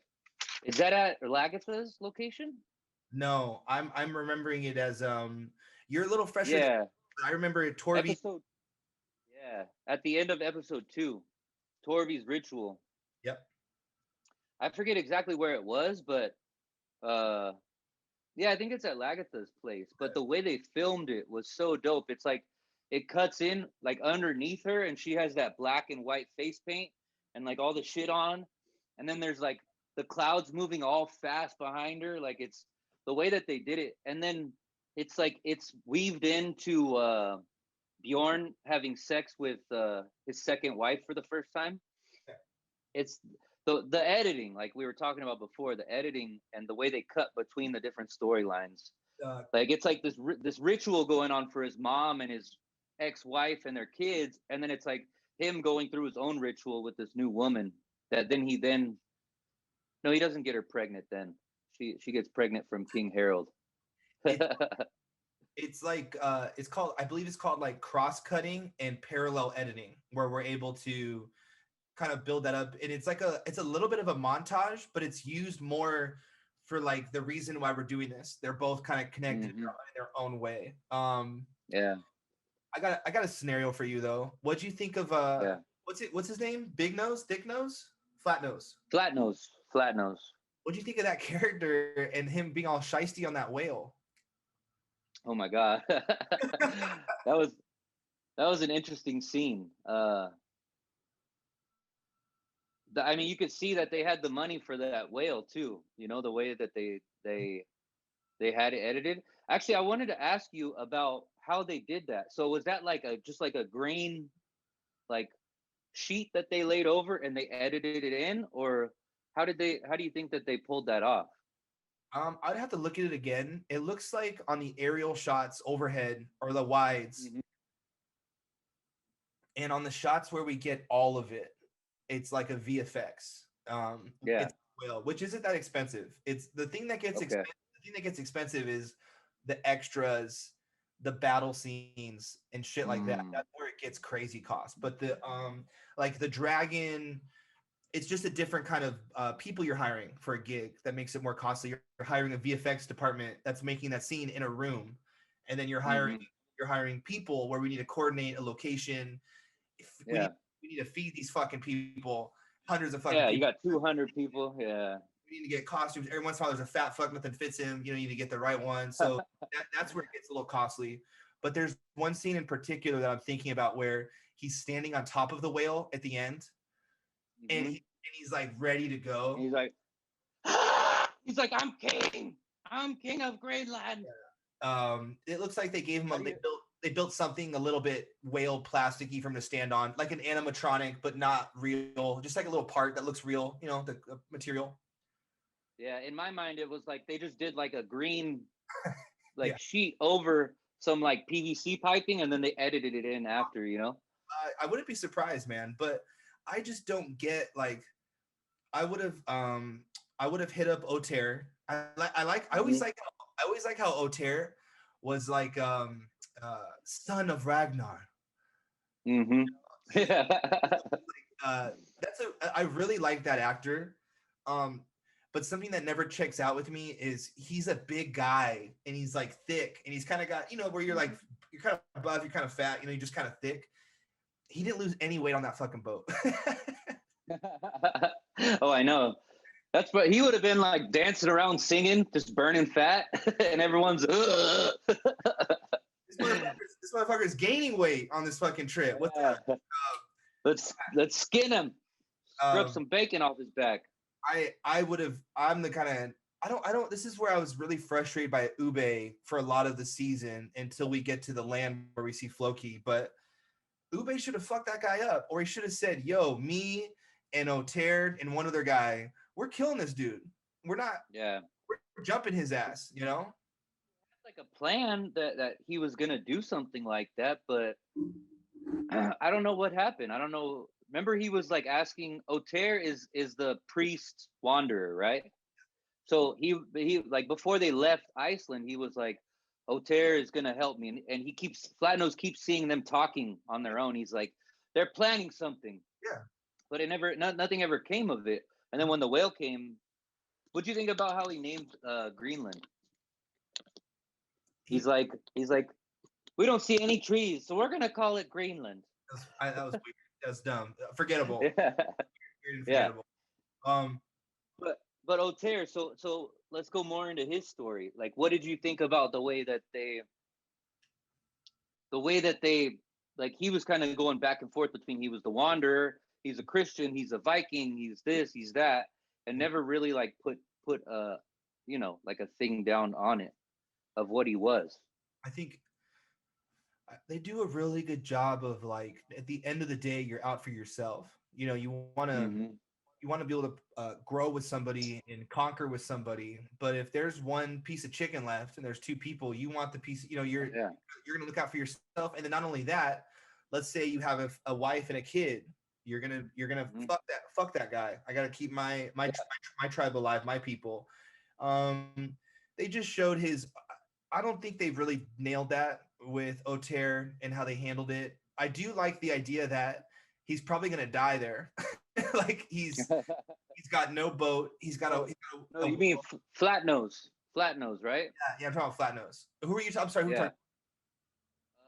The Well, priest? no, Flatnose. Let's go over Flatnose first. Yeah, he's definitely gonna die there because they don't have a boat. They don't have any trees to make it. And the whale's gonna go bad in 3 days. Yeah, yeah. The sun's gonna kill it. Shit. Yeah. No, I was asking about Oter, the Okay. priest wanderer. Jesus Christ. Exactly. Yeah. Yeah. No, I'm with you. Yeah, but they go back and forth between like, oh, he's a Viking. No, he's the wanderer. Oh no, he's a Christian. Oh, he was Athelstan, and they never really like placed down. But then something at the end, I think it's when they meet the indigenous people in Ireland, and they're like exchanging cultures, and they shows them how to throw the axe. They Yeah, show yeah, them how to shoot the bows, and then Oter takes off his shirt, and he's showing all of his tattoos, and he's yeah. No, this tells the story of my life. didn't And lose he's like any going weight. around, he's all fat, and he's like, this is where I got burned. Yeah. And this is where it changed my body. I was never the same. Right. But then the storyline before was that he was uh, a Christian who was like set out to Viking land, and then he killed the Wanderer and became the Viking Wanderer. Yeah. I don't know. It does. So how do you get all those tattoos and do that? No, I think he's a they make him look and dress just like Jesus Christ. And Yeah, they kind of push that energy, I think, and that kind of guide at the same time. yeah, It is what it is. Like you're trying to tell me Oter went through that whole thing to get to that location before, and he did it again, and he yeah, knows those people. Like how, that was that 10 years ago or five. You know what I mean? For me, that was like kind of yeah. crazy about like you're gonna go through that again. Like maybe that's just my mind. I'm like, fuck that, you know? Yeah, yeah. Yeah, I guess he didn't really have a choice, right? Because Ube had found out that he was like not truthful about what he was, and he had to take him. Yeah, he needed to back it up. Gnarly, Yeah. bro. We covered Vikings pretty good. Is there any other extra things you want to touch on? No, I mean, I think that's it. Oh, Hit me with it. there was one scene where Lagatha has a lazy eye, and I know I'm notorious for my lazy eye. This is me, natural, and this is me holding back right there. So Those are just those want to put that out there. those are really. Cut to her thing down there, you know. What do you think of the scene with Gunhild or Gunhild? Okay, by the way, Gunhild is a an Olympian athlete, and Catherine Winnick, played by Lagatha, is a black belt in karate. Both these women were hired because of the look of them, not them as actors. Really? Badass. Yeah, that's dope. And they're both Yeah, that's real dope. and they're both you believe it when you see them. They look the part. They look badass. But I like when Gunhild is it Gun or Goon? I'm not sure. I think Gunhild. All right. So when Gunhild is looking in Kattegat and she sees like Ragnar look at her, and she sees Lagatha look at her, and she sees Bjorn look at her. That was cool to see the old footage, that stock footage. Yeah, yeah, That was cool. yeah, definitely. What did you think about in the last scene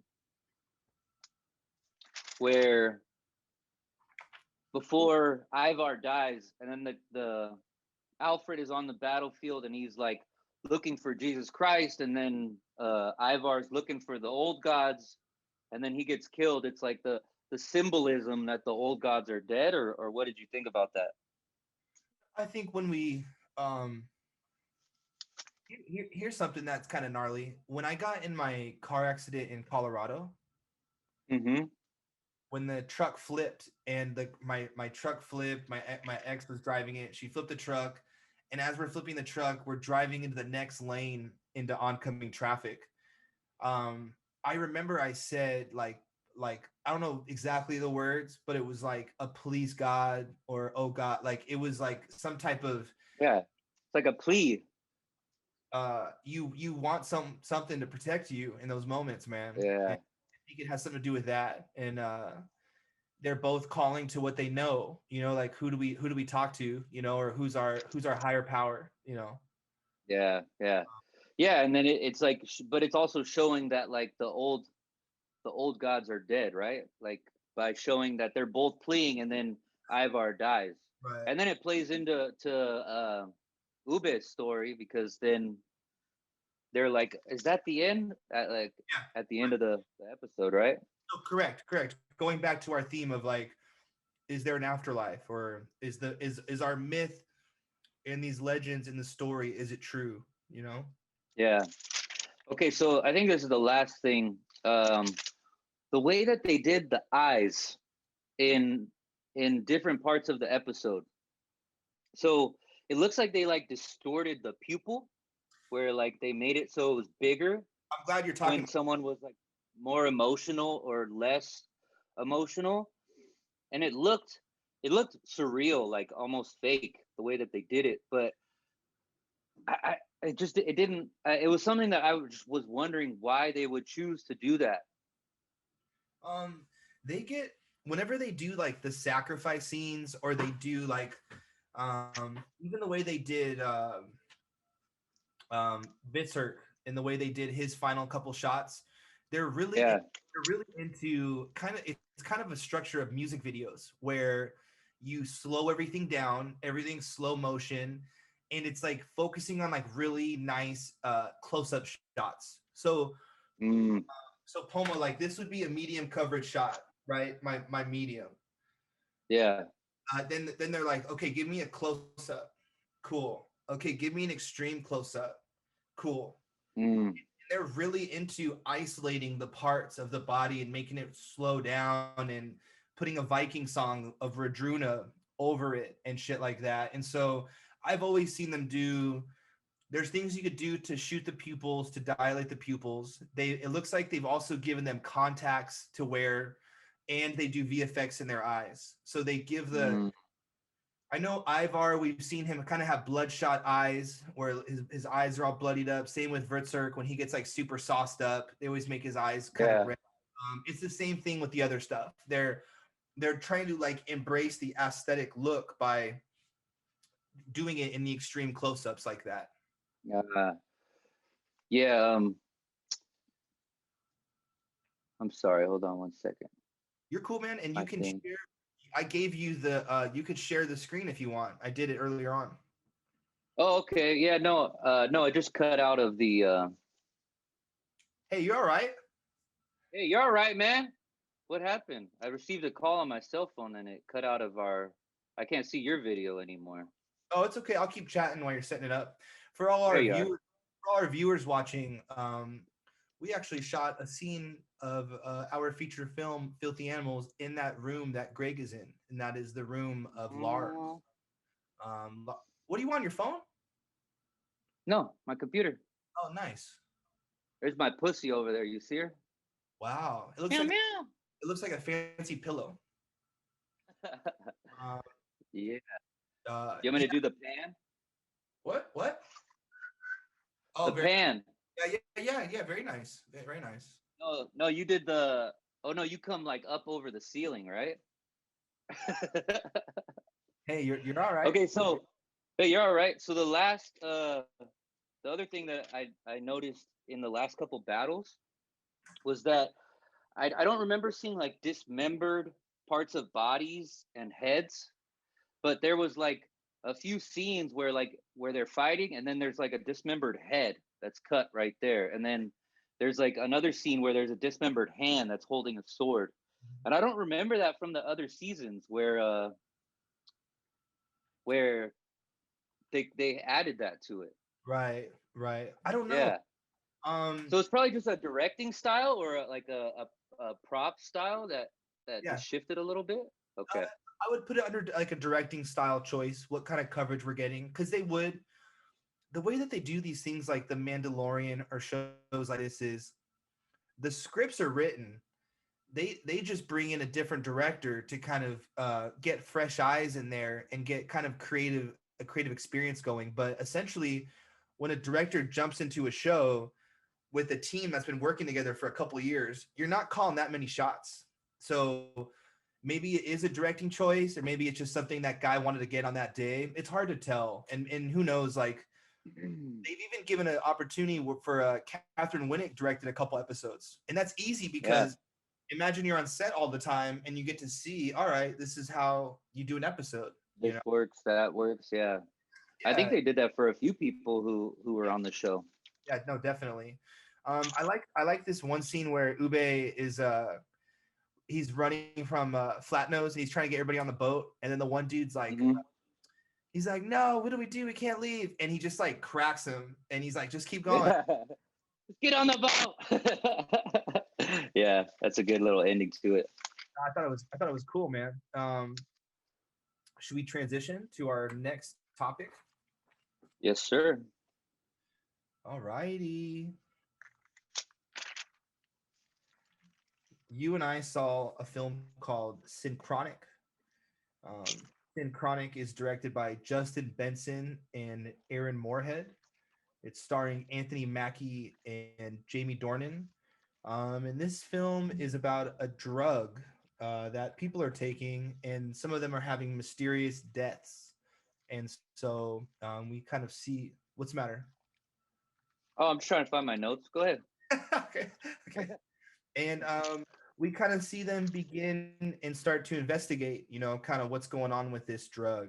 And the two leads are played by paramedics, and the location takes place in New Orleans. And yeah, you and I saw this together. Actually, we met up a couple days ago. Check Mhm. it out. I got the DVD. I've seen work from these filmmakers before. Justin Benson and Aaron Moorhead did this film called The Endless in 2017, where they got to also star and direct it, and they also wrote it. These guys are doing a really good job with making science fiction films and adding their own little twist on it. And this one's definitely their biggest budget and the biggest scope of a film that they've been trying to make. And I liked the idea of the subject matter, you know, with subjects like DMT or psychedelics, or even things like Pep Spice and Salvia. And there's these things that kind of come and go sometimes through, you know, through our lives that we've heard of. And um, I see this film not being that unrealistic for where things are at and where things are going. You know what I mean? Mm. Yeah. Yeah, I mean it's pretty hard to like to ace or do well on like a drug movie like that, you know, to be able to incorporate like realistic things that have to do with it. I mean, like you're saying, like the spice, like that was something that it was like a synthetic version of weed that was created so so that, you know, people who were getting drug tested or underage or whatever couldn't get weed could do it. But then as it turns out, like it's Seizures. terrible for you. Yeah, it's terrible. Seizures may cause death, you know. So the way that they used that kind of concept and like spun DMT into it, and then also the concept of like DMT is supposed to be created by our pineal or pituitary gland. Cool. But that, we don't know that for sure. It's just a belief. So they took this like belief system that like it's supposed to be that when our soul enters our body and our soul leaves our body, Yeah. it's released into our brain for an easy transition. But they don't know that for a fact. They know that it's produced in different organs in the body, but it's like then they incorporated this concept that this guy has a tumor on his gland which inhibits his gland from being calcified, and then this drug affects kids more because their gland hasn't been calcified, and there's like this theory that your gland is calcified by the water that we drink, and they took all those things, and then on top of that they incorporated time into it, where like you do this drug and it pulls you into another time, and like literally, not like just visually or anything like that. Like there's people who are attacked in other timelines, and it's an insane concept to bring all that together, and then to incorporate like missing children, and it was probably one of the best movies I've seen in a while. It's a really fun concept. And Yeah. I liked hearing you break down the body a little bit on that, Poma. Good shit. Yeah. So he essentially one of our leads, the Anthony Mackie's character, is in a position where he has nothing to lose, in hopes of helping Jamie Dornan find his daughter, essentially, right? Yep. Yeah. So as the audience, we know people are taking this drug, bad side effects, scary. We don't want to experience that. But then because of the structure of the writing, we're now rewarded where this guy can just have fun with it a little bit, you know? Hmm. Yeah, and I like how they used like, okay, these like you're set up with the two characters, the two main characters, Yeah. by them being paramedics and responding to all these locations where people are having bad interactions with the drugs. So you're having these bad interactions with the drugs, and you're seeing like I think one of the first ones is there's like a 3 foot sword that was stabbed through someone's chest, and they're like, Yeah. where the fuck have you seen a 3 foot sword? Like it doesn't make sense. And then there's another one where this Elevator. girl has a snake bite on her leg, Yeah. and they're like, there's this funny dude who's like, oh no, you ain't gonna find that snake around here. They haven't been around here for like 60, 70 years. So it like kind of makes you wonder, like, oh shit. So now there's like this concept of time involved. Yeah. And then there's another one with the elevator where this guy, I don't even know that one. You're gonna have to explain that one. I didn't understand it really. Where he's like in a desert, Yeah. He was he's falling into the desert, but he only falls into an elevator. no. He took the drug and it started kicking in when he was in an elevator. Mm-hmm. He disappeared. Yes. During the 7 minutes, other people are using the elevator. He comes back. Elevator is here. He disappeared here. Right? Yeah. Yeah. That's what. And then like he either fell to his death or was crushed by the elevator or something like that. Yeah, the scene that they show is him like taking the drug and falling, and he's falling into the sand. Yeah, falling into the sand, and then it's later in the film that they find him, and he's like sitting there smiling. Yep. All chopped up into pieces. Yeah. So yeah, it's an interesting concept that these paramedics are responding to the locations where there's like these odd occurrences happening that's all evolved around this drug that's supposed to be like a fake or legal version of ayahuasca. Yeah. Cool. And yeah, and then so and then they go to another location where they're responding to someone, and there's a girl that's missing who was there, and it's the same name as the paramedic's daughter. So the other paramedic who earlier had found out that he has cancer, he's going through radiation therapy, has cancer in the place where DMT is supposedly produced. And he goes and buys up the rest of the drug, and he goes home and he throws it out. And then what? That other dude comes in who produced the drug? Yeah, he was like talking to he was watching him in the store. He sees that he bought the rest of them out. He goes to talk to him in the parking lot. He comes across kind of he's like, I'll give you $1,000, I'll give you $5,000, suck your dick, all that stuff, right? Yeah. Later he's in his house. He sees that someone's in his closet. I think he's got like a baseball bat or some shit kind of cocked back. And the guy comes out and he says it not like a doctor at all. I'm a doctor. I made the drug. You're like, yeah. Because of the casting, I didn't even know if it was going to be genuine or not, you know? And then for the sake of the shot, it's like perfectly placed on top of each other so you can get that nice aerial shot of the fucking drugs. And then he tells the doctor, you know, we threw it out. I threw it out. I don't have any more. And the doctor's like, cool. Okay, good. As long as people are done with them. The doctor has guilt for the drug he made. Yeah. Yeah. And then it turns out like he hears it on the news that the doctor who produced it is dead now. And he's like, oh shit. So I only have this amount left.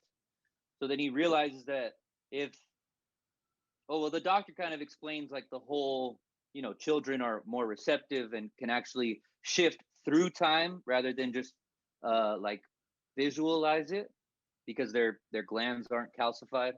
And how did he learn that one, right? You got to try that on some kids to find out that one. Yeah, for real. Yeah, that's dark and dank. That's something else. It's like yeah, for real. And then he realizes that he can use this drug to find his friend's daughter who's missing because she went through time and is stuck in that time. Because he realizes through using the drug that you have to be in the same exact spot that you were when you dropped into that time in order to come out.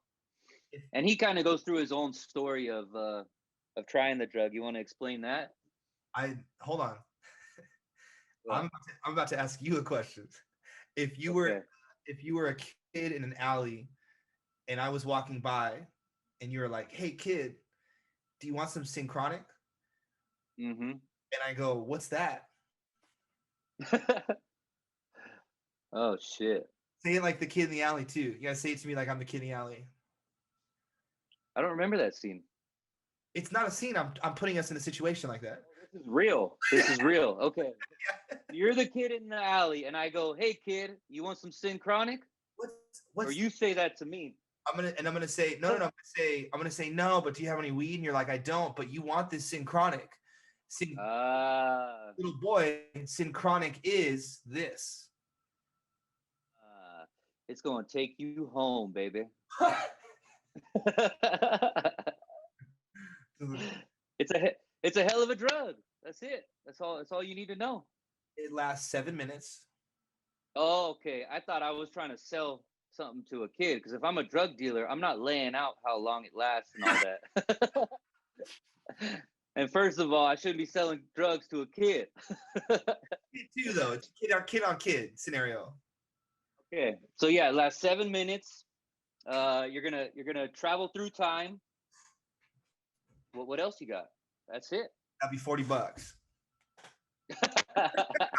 At least 45 for a child. There's a lot of liability involved there.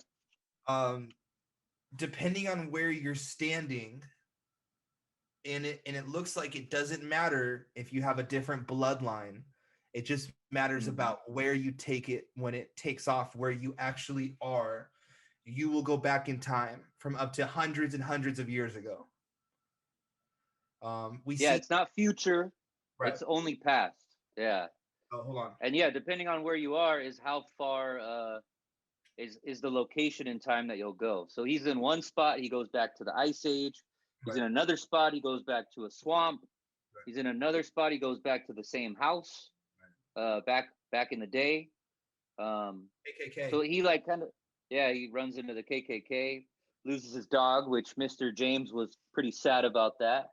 I knew it was gonna fucking happen. I knew it was gonna happen, and then they show the leash over the couch, and the leash isn't that long. Doesn't make sense. The dog would have been perked up on the couch right there. Yeah. It's fucked. Yeah. But because of the amount of drugs he has left, he realizes that you can bring someone by touching them through the portal or whatever it does to open, but you can't bring them back without it being distorted. Like, because he has a coin that he found at one of the scenes earlier that's distorted. There's a door handle that's distorted. So he's like adding up all the pieces from the storyline. Right. But then once the dog disappears, he realizes he only has 3 pills left, and he has to go back to the location where his partner's daughter disappeared in order to find her. And he can't go back to save the dog. So then he goes to the location, he tries it, realizes that she wasn't there when she went because he went through the portal and didn't see her. So then he only has 2 pills left, and he goes back to this rock. You want to explain the rock? Yeah, I do. I have a good amount of notes on this. It's always right. ALL. Always. WAYS. There's this whole thing where we see earlier at a party the daughter sitting on the rock. It already says always on it. Kind of helps for rewatch value if you chose to rewatch the film. And then at one point he's like, yeah, I saw it on the rock, and she's like, I never wrote that. And so we eventually come to see that. This is kind of jumping to the end. I'm gonna write a note for something. The drug use in the brain. So the daughter had been stuck in this one reenactment of a war and had been just waiting in a pile of bodies for like weeks or a week or a couple days at least, right? Yeah. And then bumps into, right? That's a little. Yeah, it's a little weird, but some stuff just got because she like has a jacket on. Yeah. But yeah, that's it. Then so anyway, we'll touch on the end in a little bit with after the rock. And so we've come to find out though that the rock and everything connected with the rock is because of Anthony Mackie's choice that he makes at the end of the film. I just wanted to touch on something with the drug.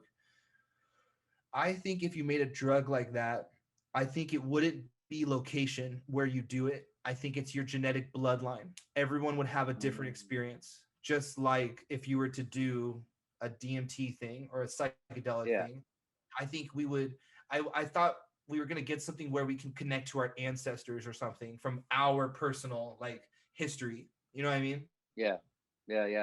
That's an interesting concept. Yeah. I mean, that would be an interesting drug where you take it and you're able to connect with your bloodline, and like you can like tap into the collective experiences of your bloodline that came before you. Exactly. And you could tap into different ones based on where you're at or maybe even like what's in your environment. Like, remember there was one part in the film. How much you take? There was one part in the film where he ends up in the swamp, and there's things in his house Like his house, he Right. goes to the swamp exact spot, but there's things in his house where there's like an alligator and there's like different things in there that you mentioned it while we were watching. You're like, oh, it's about what's in your environment. Yeah. That's another thing that could be you take the drug and like I have a statue of Julius Caesar right here. With the drug, I could go back and just be sitting with Caesar. You know what I mean? Like that would be an interesting concept, you know? No, that's Or like yeah. or genetic. I think the genetic one would be an even deeper one. Uh, but yeah, I mean most drugs that you take, it's not. I mean, yeah, environment has an effect on it, but it's more like your collective experiences Right. that shape your experience. You know what I'm saying? It's everything that your brain has processed in your life that shape how you experience the drug, right?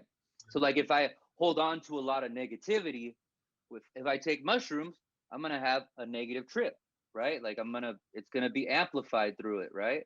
Or like I've done DMT before, and when I did DMT, I relived experiences from like when I was first born and like laying on the floor looking at the door in my parents' house, like my childhood bedroom door. It's like it's those kind of things that come up. So the time thing is an interesting spin on it to see like, oh, where you're sitting is where you go back in time to. But what would this? I just don't understand what would decide, like what would in. I just don't understand the concept of how that would work. I guess that's why it's a film, right? There's a little bit that's why we're kind of talking about, like, there's a little bit of plot holes going on there, you know, like when he has to climb the tree because he was on a second floor or something, right? To be able Yes. to come back to Yeah. it. So what you have to, because if you think about it, he goes to this place and the branch breaks. So right off the bat, you're not locking that in perfect. You're not sitting in exactly where the chair is and then Yeah. sitting back in that chair. It's been altered just a little bit. So Yeah. the rules that they were playing was interesting. That's why I thought they could have got away with a lot more if it was like you couldn't go find that, but then that you can't find the daughter. That's its own kind of twist on it. Like how do you play Yeah. that, you know? Yeah. What'd you think of the performances from everybody? What were the two main characters? We What are got their names? Anthony Mackie, who is Falcon from the Marvel series. Okay. And he's done a lot of good shit. He's been around for a bit and he's had a good career. And then we have Jamie Dornan, who I mainly know him from the 50 Shades of Grey films based off the Your books. favorite your favorite films, right?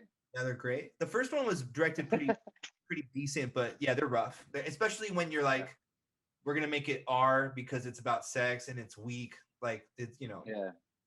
No, if you're gonna make it R, I want to see some real, that's what you're thinking. Show me some. Show me something. I want to see the in and out. I got something I want to talk about that happens in the beginning. Is Okay, let me go over the performances real quick. oh yeah, So sorry, dude. It was something that you brought up actually. You didn't like the guy from 50 Shades of Grey's performance as much as the other dude, right? Sure, yeah. But it was a conversation that we had. It was interesting that the beginning of the film, uh, they play it off like Falcon, I forget his name, is like the bad guy, or like he's I don't know how to explain it. You want to explain it? No, the dynamic the dynamics that they play for each other. One's more shadier, hiding something, right? One's trying to keep their stuff together as a dad and kind of juggle everything. They do a good job of like showing that these guys work together and they have a relationship together, but they don't nail how close they should be. we talk about it like at the end, you know. We both the final scene was kind of funny. But the dynamic was something where they gave us a scene earlier on where Anthony Mackie has a conversation with the daughter to show us that they have their own relationship, that he's willing to do that for his friend and for the daughter. You know, yeah, and they kind of flip the script, like they play it off like one of them is kind of the dick, and then it turns out that he's the one who's willing to come back and save her, right? And it turns out that the other guy was the dick. It's like there's a pivotal scene in like I think it's the middle of the film where they fight, Yeah. and that's when it shifts between the two, Yep. where you start to see like, oh, what we were seeing before isn't what is really going on. My your setup is so funny and designed for someone to barge in on you. Oh, right behind me. I would love to see someone have like hey Kool-Aid coming through or like Hey, oh yeah. not all of us have a kidney-shaped pool, okay? In the beginning of the movie, they do a really good job of the use of sound design with the rain. Ah, I don't know if you caught that. We get a lot of sound design I with rain didn't. when we're not supposed to. And Mm. the other thing they do is there will be times where you get the sound design of rain, but then you go up and we're getting shots of the galaxy. Ah, yeah, that's right. They were doing fun things with like mixing shit. But the reason why I had issues with Jamie Dornan's performance is it's blocking. So it's long takes, it's long oneers, these long choreographed takes where they have to nail everything in the dialogue and flow. And it's that scene's not made in the editing room. That scene's designed to make your editing very efficient. There's nothing to cut on, which is a good thing and a bad thing. Because if you rely on the oneer and that's all you have, you can't cut on anything to kind of help flow. I Mm-hmm. felt I felt issues sometimes with the flow, and it would have been Yeah, easy. It would have been easier to cut on it a little bit, but whatever. yeah. Uh, It's I like the galaxy. I like the galaxy how they were cutting between like even in the different storylines where they were going back in time, it would cut back to that galaxy that was up top. And then they had it like tied into the computer screen when he was getting told that he has cancer. There was just a lot of things in it that like tied the different scenes together. And another part of it was when they were, remember those shots that you pointed out where it's like his face and then it cuts to his face but in a different scene. I love it. Boom. Yeah, I'm addressing it right now. I love it. It's a 50-50. So it'd be him sitting in the ambulance and he's not the main part of the shot. Even the way it's framed, how I'm not taking up the full screen, but I'm looking here, and then it'll lock in me, cut our background out, and put us to the next location, and they just frame and light him the same way, which is why you can cut into that. It's a nice editing trick. I really liked it. My brain liked it right away every time. It just sat nice. Mm-hmm. It wasn't like it was so smooth and like never took you out of the film. It made it flow. It just kept it going. Um, Yeah. uh, I liked the idea of the Louisiana location, but I didn't really feel like I saw a lot of Louisiana. Did you feel that? No, I think they probably had someone go out and get a few, scenes like cuts for it, but you didn't see much of it. It was more inside the house that they did most of it. Yes. Yeah. I have a note of dad to daughter. This is what he says to her. What's up with your grades? it's the start. It's the start of a scene and everything, and he's just like they're like action. He's like, "What's up with your grades?" I just thought. Um, I like the dialogue. Promise you won't become a junkie paramedic cliche. Yeah, Uh, yeah, because he's popping pills after he finds out he has cancer. yep. And then when that scene happens, we go from seeing him to then the camera going up below him, and we get the sky again, seeing the stars. And I also think there's a lot of um, foreshadowing with the galaxy and spiritual and jumping into different time zones. But it's like his world, Anthony Mackie's character, his world is getting turned upside down at the same moment. So it's always kind of fun when you can have the camera do the same thing of what the character is going through. It's a nice way to. They pulled it off. Um, Yeah. uh, yeah, I have a lot of they do a really good job of a choreographed. So I really like when they're not relying on acting for the oneers. It's more choreographed blocking. But the scene in the house with the paramedics is a long oneer. I thought that was really cool. The couple bodies on the ground. Mm-hmm. Yeah. Yeah. All that's one take. It's all handheld. And as far as like they made this movie look really expensive, but it wasn't. Like they do a good job of keeping it efficient and being good for your dollar by doing oneers. So that's a good trick to keep. Oh, because you're not running a bunch of scenes where you need different days to do it all. It's just one long scene that you do it 4 or 5 times and you're good. And you pick the best take. Most of the time, Yeah. it averages out between like, this is a big range to say, but like let's say 5 to 11 takes is what is the average. And from my experience of just hearing other filmmakers, it's usually that 6, 7, 8 one. You get a couple, they're not great. You're in that zone. You get a couple good ones. Then in the end, you start to fuck up, and you're like, "Cool, we did it." And then you pick the best one. And you pick your battles. Like, oh, that one time he didn't grab that thing, but he did everything perfect. You know?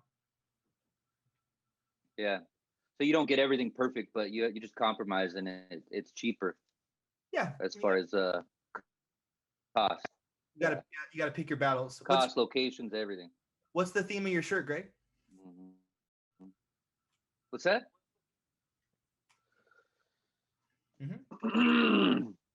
Cecilia. Yeah, I could have just done this. No, you're fine, man. What's the theme of your shirt, Jim? What's the theme of your shirt? It's the Goonies. Oh, you're slowing. You're glitching. It's what? Hey, is your computer battery okay?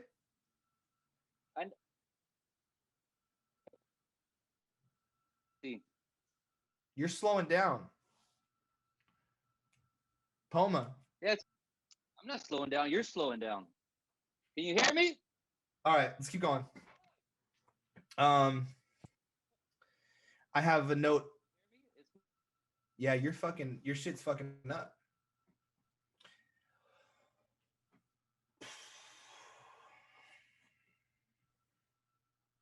Poma.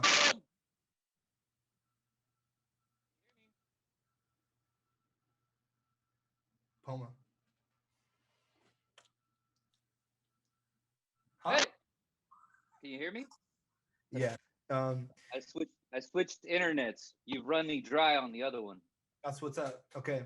I have this note: consistent coverage of overhead aerial shots, handheld, 50-50 profile shots, and galaxy shots, space DMT kind of references. Yeah. Consistently thrown in between scenes. Yeah. No, I think that was great, like transitions. And then to have those transitions tie into the scenes as well was I think a great like vision of the director, right? That's the director that's doing that, or yeah. Writer too? Yeah, it's a choice. It's a choice on the script, I think. What do you think of how they treated that ambulance driver, Poma? Oh my God. He had one scene. They're like banging on the window, talking shit to him, telling him he drives like shit. And then like, what, right when I was like, man, you're never going to see this ambulance driver. He comes out and they're like, get back in the van. He breaks up their fight and doesn't even get one word of dialogue. He's just like this to them. No. Yeah. You know, you constantly see the guys in the ambulance, but you never know who's driving the car. It was one of our issues. Yeah. You ready to talk about that final scene? Sure. Yeah. All right. So Anthony Mackie sacrifices his life and what's left of his life to stay in the, what's it called, buddy? Like the in-between where the dog is? I don't know. Okay. It's never really identified. Okay. Like the shimmer, yeah, something. Yeah. He just doesn't come back. He doesn't come back to this time zone. So, and I just kind of want to play this out correctly. Let me know if I miss a beat. The daughter comes back. She comes back on the rock. Jamie Dornan's character, the father, grabs her, hugs her. They turn to look at the rock. They realize he's not coming back and that there's nothing on the rock. So so he finds her in the French like Revolution in Louisiana. He realizes he goes to the location where she went missing.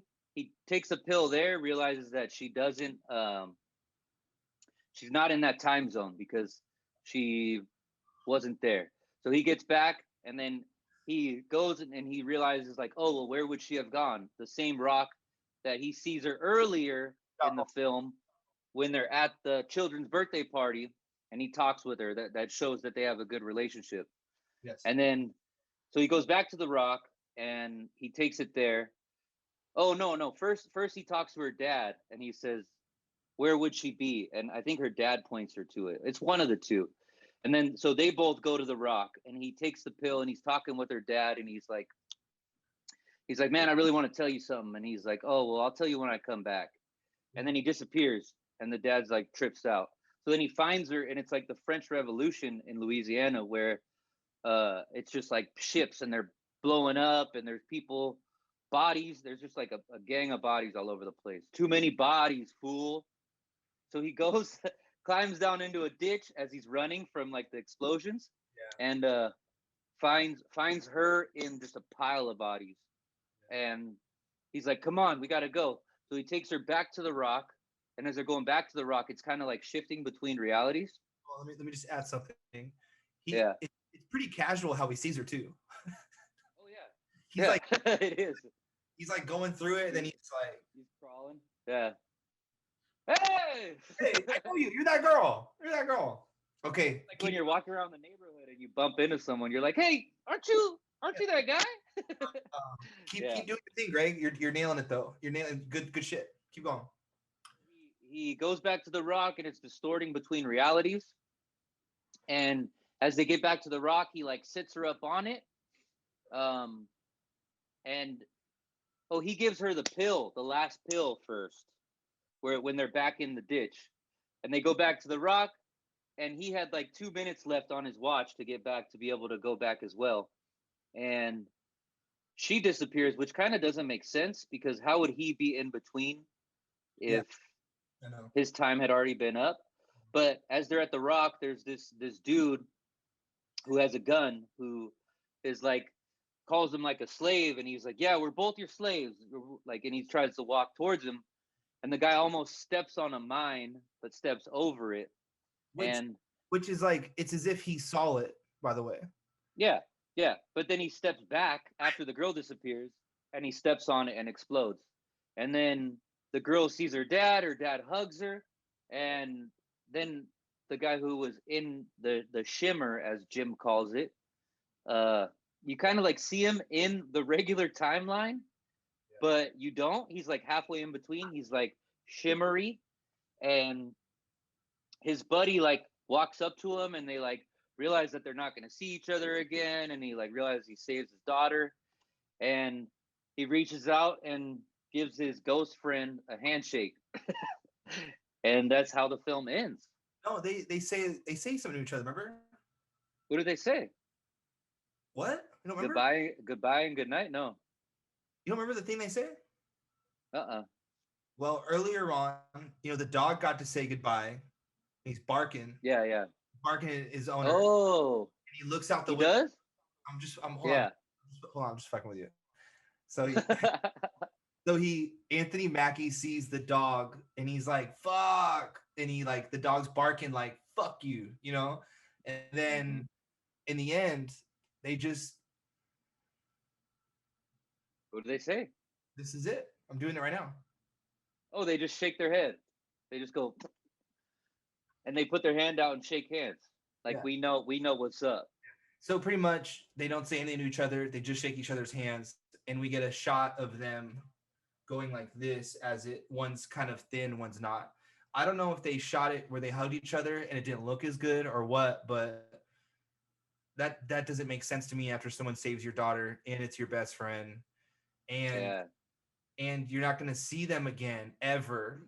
So say something like, hey, I love you. Yeah.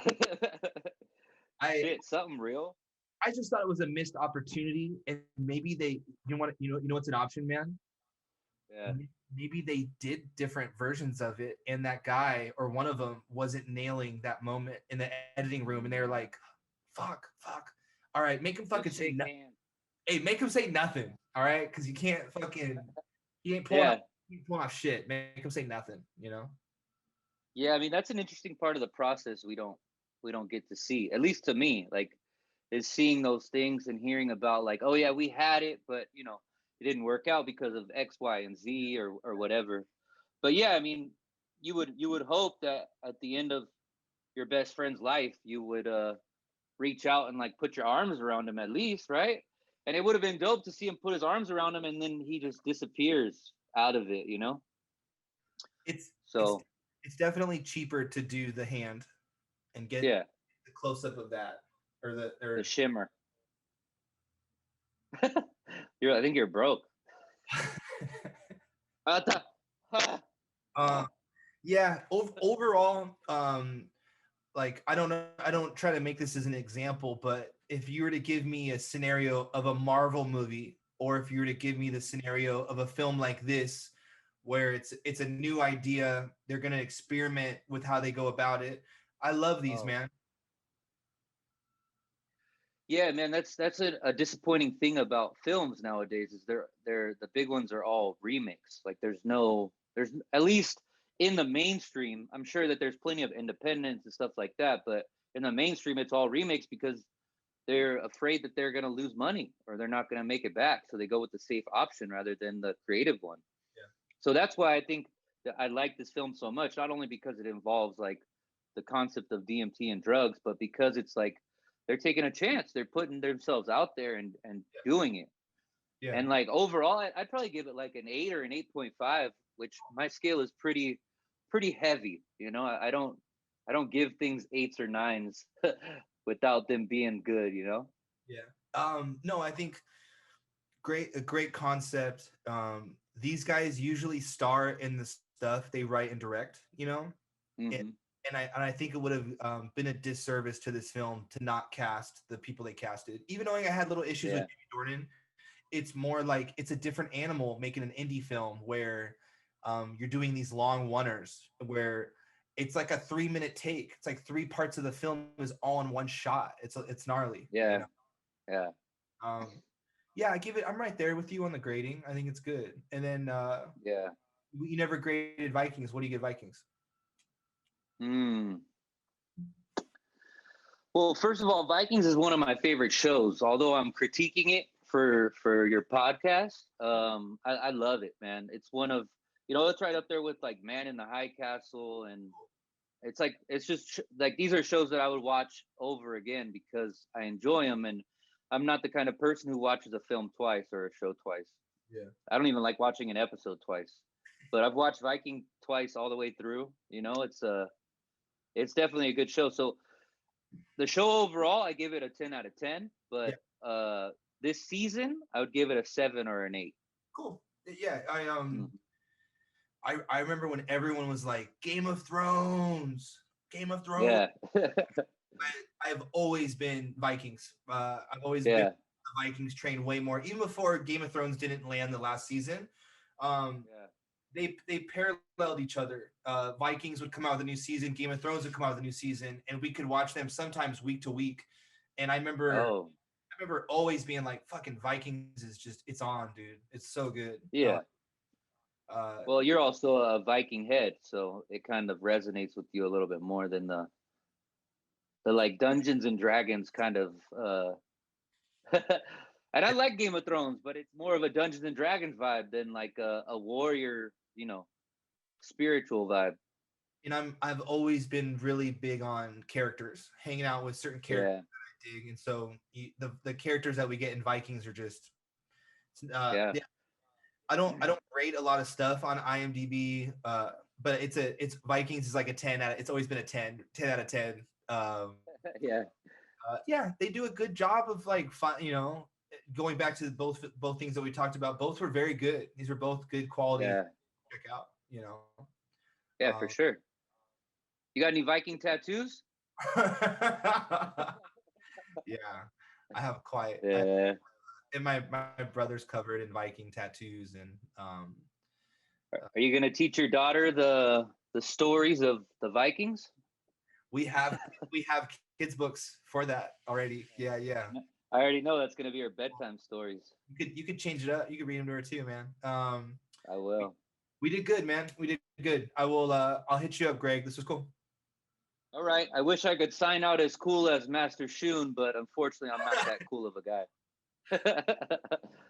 guy. That's proper. And shout out to Master Shun. Hell yeah, Master Shun. Hey, I love you, buddy. Are you talking to me? Both. Why not? All right. I'll hit you up, dude. I love you.